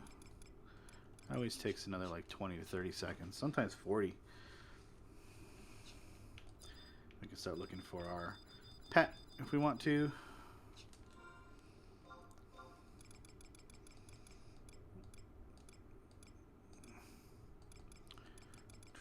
It's a mercenary. There it is. Alrighty. See if we can find our wonderful little... Wow. Okay. Yeah, I don't see where my pet is, so I may end up having to use a pet from out here. So let's just do that, because in the interest of time, I don't want to spend forever trying to wait for my one dinosaur. He'll be around for the next round. It's no big deal. Also, the mercenary is like really close.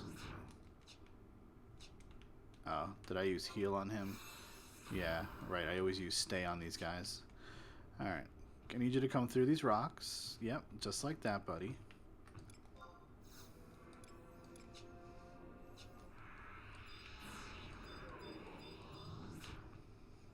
There we go. You go that way.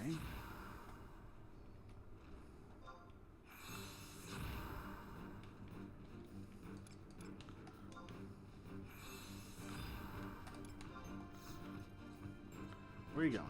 Come here.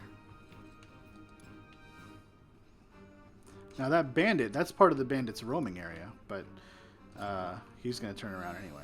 That's great. What did I just do? Heal? I don't want you to heal. I want you to fight.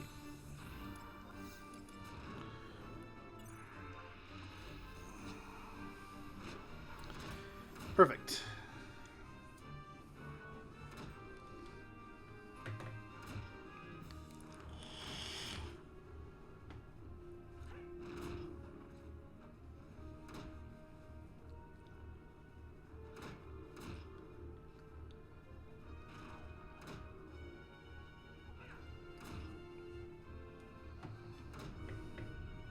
Drop it, drop it. Nope, didn't drop it.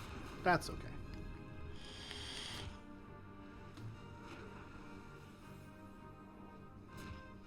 I think all these goblins out here drop testimonies at this level, pretty sure. This is the place to come, I guess, if you want them. That's where I got mine. Pure dumb luck, too, because I had a tamer add on to me in a battle because he didn't turn around fast enough or whatever, and I killed it, and I got a Beastmaster testimony. It was like the only one I killed, too.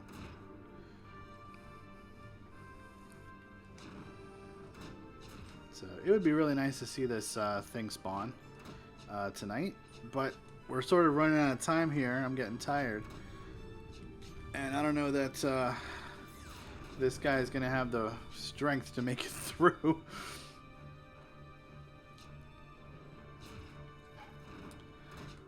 And if it spawns like after 12, because yeah, it's kind of past my bedtime already. Alrighty.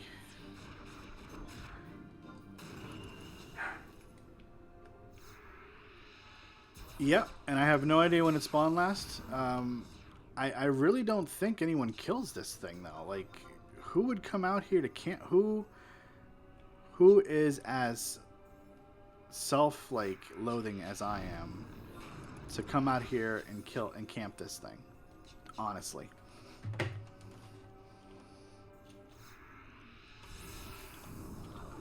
Well, that Darks and Warriors. I mean, I guess I can't argue with that. It's a possibility that people do come out here and camp it. But I tell you, I search this zone periodically throughout the day, and all I ever see is the animate farming guys. And they're still here. They're the only dudes here. That, and there's a guy who fishes for the devil mantis for angel skin. He's here all the time, too, usually. He's always in a party with his alt. So, and these two guys, they're in here all the time, too. So, I just don't know, man. Yeah, who knows? Yeah, I don't know. It just seems unlikely to me that someone's out here actually killing this this thing, I guess. When, you know, if you're a Beastmaster, you're leveling kind of slowly compared to a typical warrior. Like, you're going to get to 75 way faster than I'm going to get to 75. So this is kind of like an axe that's like, you know, you just kind of breeze through this level. Like, you don't really care too much about it. you'll be at Tabarzan level before you know it. Like, but for Beast, like I would have loved to get this thing at level 68, and I came out here at level 68 to try to camp it, and I couldn't get it. So now I'm level 70, and I'm still wanting the axe because it's still D46, and it's still really good damage. You know, I'm not going to get a Juggernaut anytime soon, which would obviously be the best in slot or whatever.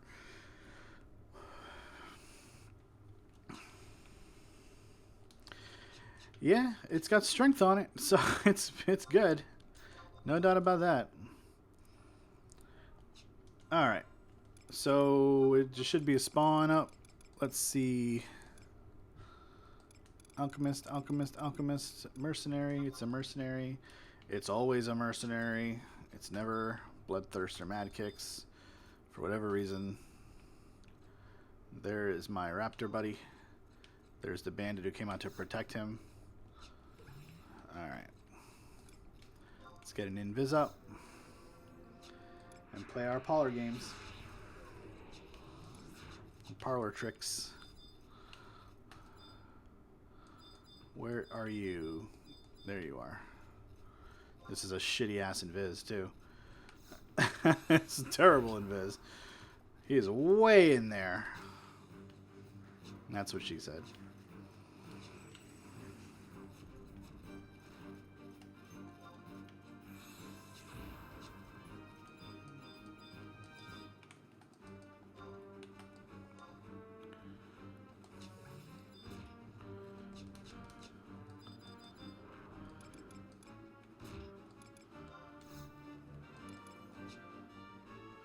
You see that how the alchemist is casting Protect 4?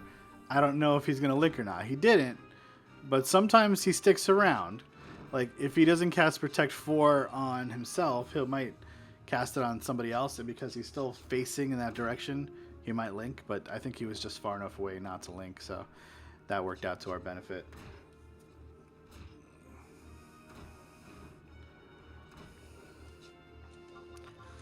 Alright, we're going to stick around just to watch the next set of spawns, I think. Because we're not going to be able to stick around to kill the ones, after that. So we'll just see what happens with the spawns for these guys. And that will satisfy my curiosity, I think.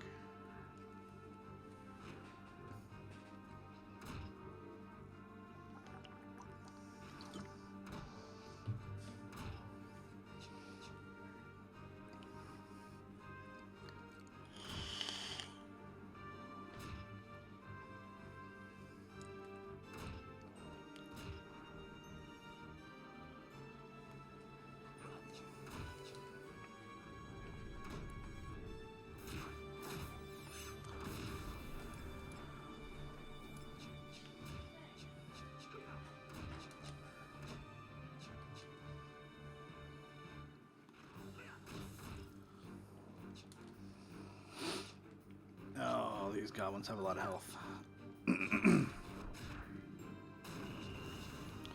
Trying to kill them quickly though, so I can stay awake for the respawn at least.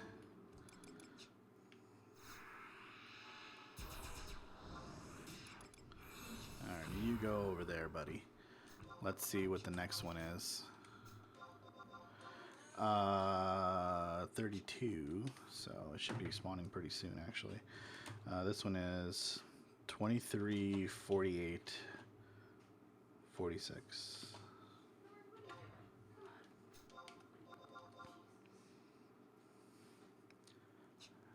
So yeah, it should be actually spawned. Let's see.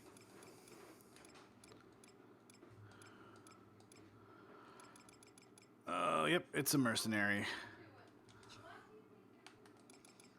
So let's try to kill it. We'll use a raptor outside the room, I guess.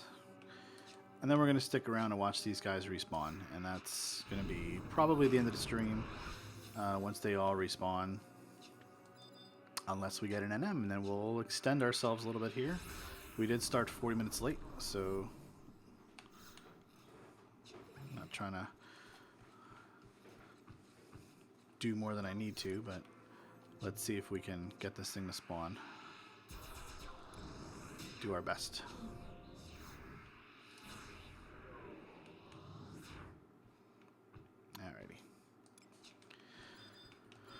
We gotta find it quick because our buffs are wearing out fast. Oh boy, it's all the way in the back.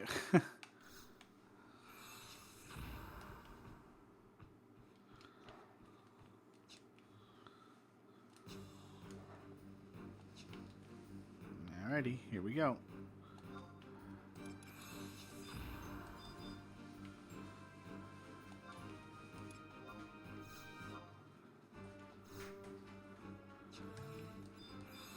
There we go.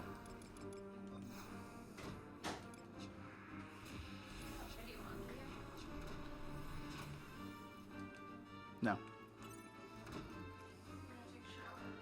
Yeah, that sounds good, babe.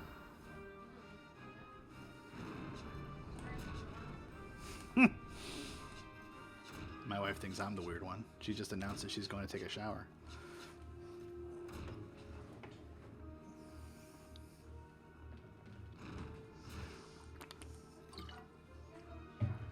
She doesn't need my permission.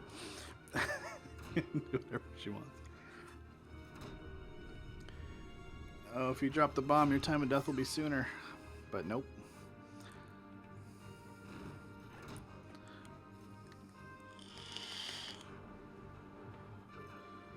Yeah, looks like we're going to be going past midnight tonight just to kind of scope out what their placeholders respawn as.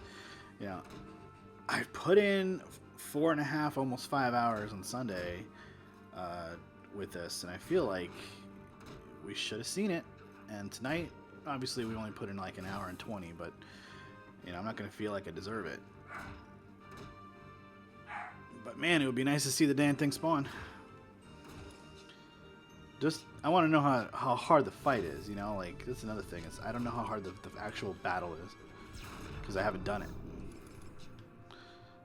I'm just assuming he's undertuned, because I feel like a lot of the NMs on the server are kind of undertuned for what they're supposed to be. I think even that map battle was a little undertuned. Alright, we got our time to death, and it looks like 43:26. Yeah, we're looking at 59, so we're looking about 6.5 minutes. I'll be back, guys. I'll be right back.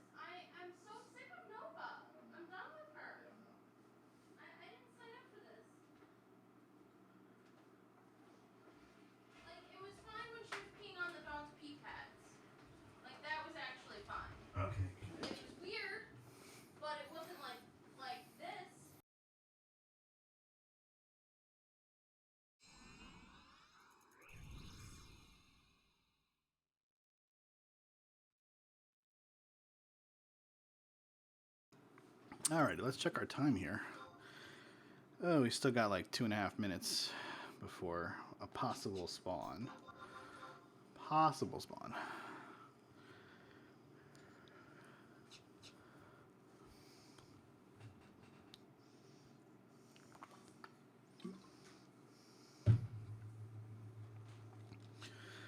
Oh boy.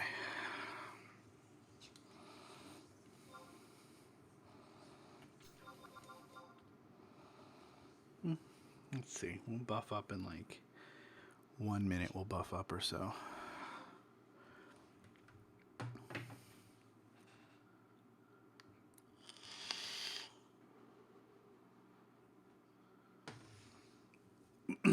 Playing on Eden has been it's been really fun. I wasn't expecting to ever play this game again, and re-experiencing it in this sort of nostalgic era server thing has been, I don't know, it's been a real change of pace, to tell you that, from the usual hustle and bustle of the sort of cycled MMOs where, you know, every patch your gear is outdated kind of stuff. I like that. I like that about this game a little bit, you know. I will say when I was sort of top dog on the servers and shit, like I didn't really care for side grade stuff. I got tired of it, and I got tired of vertical progression too. So I just don't know that in the long run any type of MMO is really like the perfect one for me. We're gonna kill this bastard outside the room because I don't like him. That's all it is. Plus, we're just waiting for respawns, so we're not even gonna kill any of the placeholders. We're just gonna see what they spawn as, and that is it. Because I don't have the patience. Because I don't want to kill them, and then for all I know, they respawn in 16 minutes after I log out as an NM, and that'll just haunt me.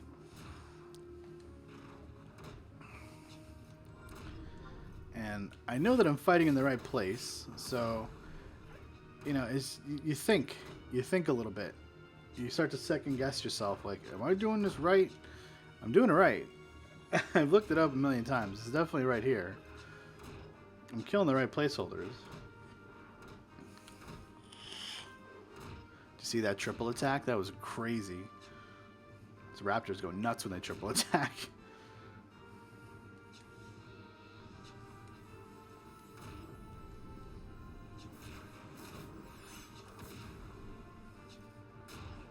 Alrighty.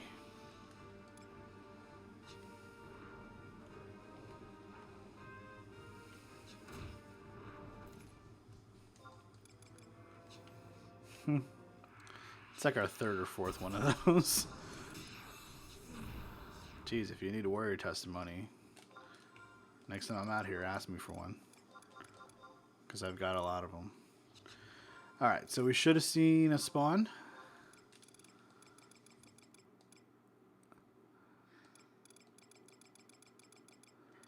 I don't see a spawn.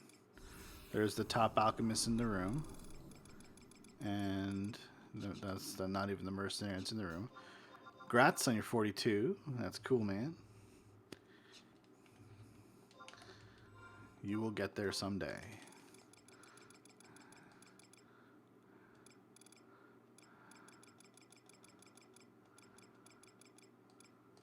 Okay, so that's a mercenary. There's a mercenary that just spawned. Okay. That's placeholder number 1 or whatever. We're not going to kill him. We're going to wait to see the next one. So the next one is, let's see, if it died around 49. We're talking about 05, 5 minutes after the hour. How's it going, Colonel?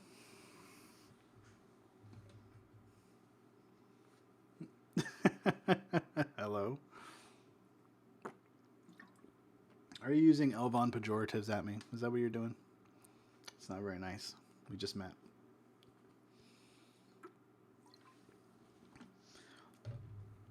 Ugh, but I am running out of steam. But if this guy spawns, I'm gonna be re-energized. I promise you. And I'm gonna need to be too, because this fight is it's long. It's not short, man. I wonder if there's anything else I can do to sort of prep for this. Like, you know, there's an alchemist in this room, and I wonder if I should kill him. Because then I could actually use the raptors in here for a bit. I don't know. It's a crazy thought. And there's always a possibility that the tamer links. I don't really want that. But let's take a shot.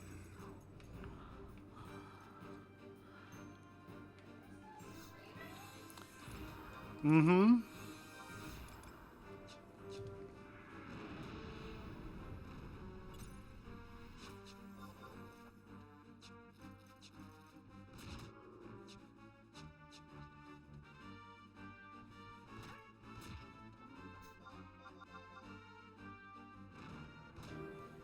Alrighty, so let's see. Right, so we're talking about 05 after the hour here. So in 2 minutes will be the next placeholder, and then 4 minutes after that, or so. I think it's 4 minutes. Yes, about 3.5 minutes even. So we're just kind of clearing these two goblins out of here. In case the NM spawns, we might be able to kind of keep it nearby these raptors here. Maybe. I don't know. Maybe.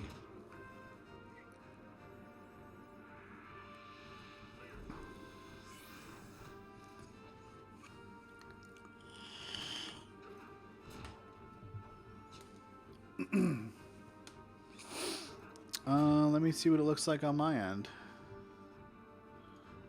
I think it's okay when I view it.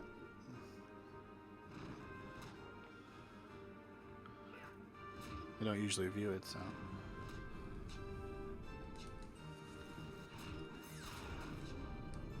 I think that one's for charm pets only, but I don't know.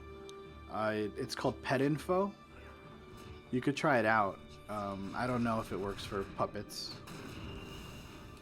It might. Wow, that raptor wants to... He wants to be involved.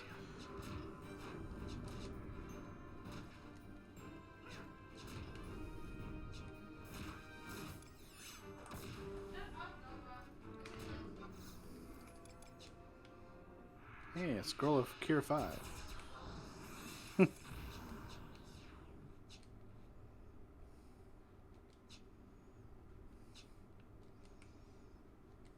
If we've partied? Yeah, I don't know, man.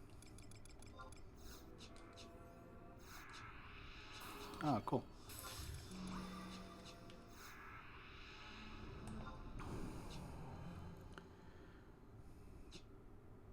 I'm just gonna switch into MP gear here.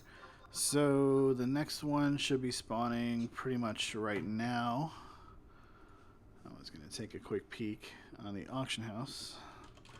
See what Cure 5 sells for. Cure 5 sells for 9K. Sweet, I just made 9K, guys. There's also 16 of them on the auction house, so good luck to me selling it, right? Alright, let's go to wide scan.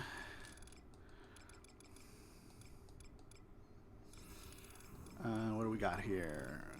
Mercenary. So 2 out of 3 are up. The next one spawns at 8 minutes past the hour. So 2 minutes and a little more, and we should see. We'll probably see a goblin mercenary. Let's be honest here. I don't know where this NM is. I don't know that it exists.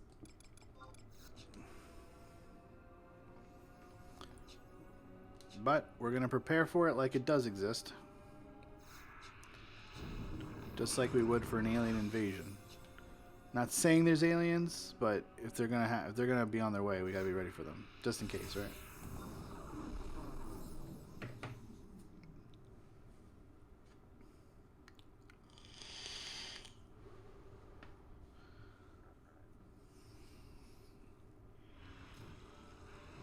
16-minute respawns are too long. Way too long. But we have cleared out that room to the northwest here, or really just the west, to be able to prepare for those raptors if we want to use them. So maybe that was a good move.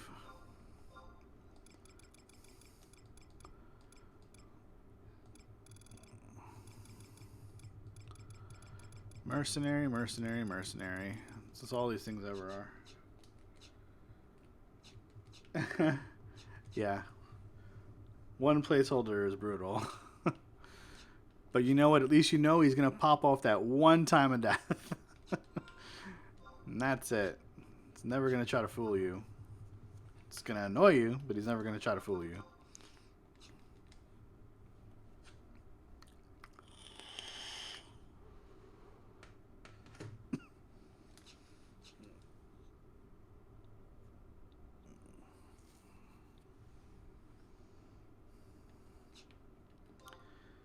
Alright, so the time of death was, 52:11, so we're talking about 08:11 plus about 40 seconds for the window, so all the way up to like basically 08:50 or so, we might see a spawn. So I'm just going to wait it out. You can actually target quite a few of the goblins through the wall here too.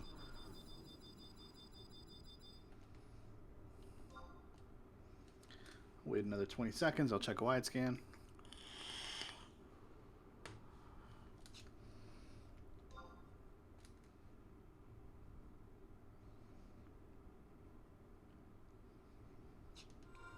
All right, let's check.